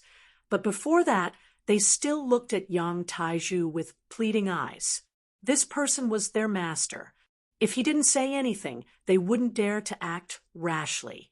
Even though their current clothes were very embarrassing, and they had already abandoned their dignity, they still stood there foolishly after a long time of getting used to it. All right, go and put on your clothes. Young Taiju forced a smile and said to the four women. Only then did the four beautiful figures quickly disappear. When young Taiju was left standing there alone, he said to Tung Shan in a fawning tone, "Regiment Commander Tung, I don't know what made you so angry. If there's anything I can do for you, I will definitely do my best." How about this? It's really tiring for the brothers to carry out a mission so late at night. Why don't you all receive 10 silvers as compensation? Young Taiju said as he observed the changes in Tung Shan. He was not too flustered in his heart. Firstly, his background was deep enough. His father was in the residence, and he was the Minister of Foreign Affairs. His wife, Lin Lin, was also in the palace serving the fifth madam. She was his biggest trump card. If something happened to him, she would definitely not sit back and do nothing. Secondly, he was confident that no one could blackmail him. This was also why he was very confident in Chen Shuquan, the director of the Security Bureau. All along, the Security Bureau had been a unified system. Even the military had no right to question or investigate what they did in Crimson City. Of course, it was not that he did not think that something might have happened to Chen Shuquan, but he quickly denied it in his heart. Chen Shuquan was the director of the Security Bureau in Crimson City. He was the #1 existence. Who could investigate him? Who had the authority to investigate him? No matter what, even if something really happened to Chen Shuquan, and he was investigated, what did that have to do with him? He was a good citizen. Although he had been working with Chen Shuquan, he did not leave any evidence. Even if something happened to the other party, there was no evidence to blame him. Not to mention, as long as something didn't happen immediately with his father and Madam's relationship after some interaction, he would definitely be able to turn big things into small ones. Young Taiju was very confident. When he looked at Tung Shan, he was no longer as afraid as before. He even openly mentioned the matter of bribery. From this, it could be seen how bold he was. Hearing that Yang Taiju wanted to give the Lung Feng soldiers money for their hard work, Tung Shan chuckled. 10 silvers for a soldier. Young Master Yang is really generous. These words were said with a smile, so Yang Taiju was unable to see the other party's true intentions. He could only smile apologetically and continue. It's nothing, it's nothing. The Lung Feng soldiers have sacrificed so much for the entire city and island. It's only right for me to contribute a little. It's only right. It's only right. Then I ask young Master Yang to cooperate with us again and make a trip with us. Tung Shan still had a smile on his face as he spoke. At the same time, he was disgusted by Yang Tieju's hypocrisy. Since he was able to enter the Yang residence in the middle of the night, he naturally received orders and knew the cause and effect of the matter. Although he did not know the details, his intuition told him that Yang Taiju was finished this time. Even the Yang family would not be any better. Since that was the case, why should he be polite to a person who was destined to be finished? Seeing that Tung Shan suddenly turned hostile and wanted to take him away, Yang Tieju's face completely changed. "Ah, what are you doing? What are you doing? Commander Tung, are you mistaken? I'm one of your own people. I'm also an officer in the Ministry of Foreign Affairs." "What? authority do you have to take me away? You know, the Ministry of Foreign Affairs? Relying on his father's relationship, Yang Taiju had indeed obtained a position in the Ministry of Foreign Affairs. He was not in charge of anything. To put it bluntly, he was just in charge of an official position. Now, this amulet had finally come into play. Seeing that Yang Taiju did not cooperate and even used the name of the Ministry of Foreign Affairs, Tung Shan did not show the slightest bit of surprise. Instead, he smiled and said, "Young Master Yang, please cooperate with us. As for your identity as an officer in the Ministry of Foreign Affairs, we will give you a satisfactory answer very soon. Come, take him away." Tung Shan didn't want to waste any more time. After giving the order, 2 cold vanguard warriors with big waists walked out from behind him and rushed to Yang Tieju's front. They lowered their heads and gave Yang Taiju a firm press. Yang Taiju, whose body was restrained and head was pressed down, did not give up resisting. He still shouted with all his might, "Let me go! Let me go! I'm an officer in the Ministry of Foreign Affairs. You can't do this to me! You can't!" His shouts went from his courtyard to the main entrance of the Yang residence. Just as Tung Shan and the rest appeared here, a thunderous voice rang in their ears. "What are you doing?" Ah, hearing this voice, Yang Taiju, who was pressed down, seemed to have found his backbone. He raised his head abruptly and saw that the person who spoke was his father, Yang Shan. He immediately shouted, "Father, save me! Father, save me! My son, don't worry. With your father here, no one can take you away from the residence. I have already arranged for someone to inform your wife. I believe she will not allow anyone to do this." Yang Shan's mountain-like voice rang out once again. At this moment, he displayed sufficient calmness. Although Yang Shan did not participate in some of Yang Tieju's matters, it was impossible to say that he did not know anything. His son had done a lot of things under his name. He had more or less heard about it, but he did not interfere. Firstly, it was because he loved his son dearly. Secondly, his son would give him a lot of gold and silver every time. He used this to unite many officials and colleagues, which allowed him to do his work more easily. Not only did Yang Shan not feel ashamed of his son's actions, he even thought that this was a manifestation of his ability. After all, when he was an official in the Great Ming, who knew how many officials would take advantage of the situation to do things that crossed the line. When everyone did this, there was no need to criticize others. Therefore, he also thought that it was normal for the same thing to happen in Chichen City. Not to mention, his son was very scheming. Before doing anything, he first married the servant girl that the 5th Madam had an important position in. This was equivalent to finding a strong ally and backer. His son was so careful in doing things, so he would only be more at ease. However, tonight, Long Feng suddenly entered the residence and indeed caught him off guard. However, he was not very frightened. Other than sending someone to inform Lin Lin, this daughter-in-law with a strong background, he only needed to stall for time. For him, as the Minister of Foreign Affairs, this was not a big deal.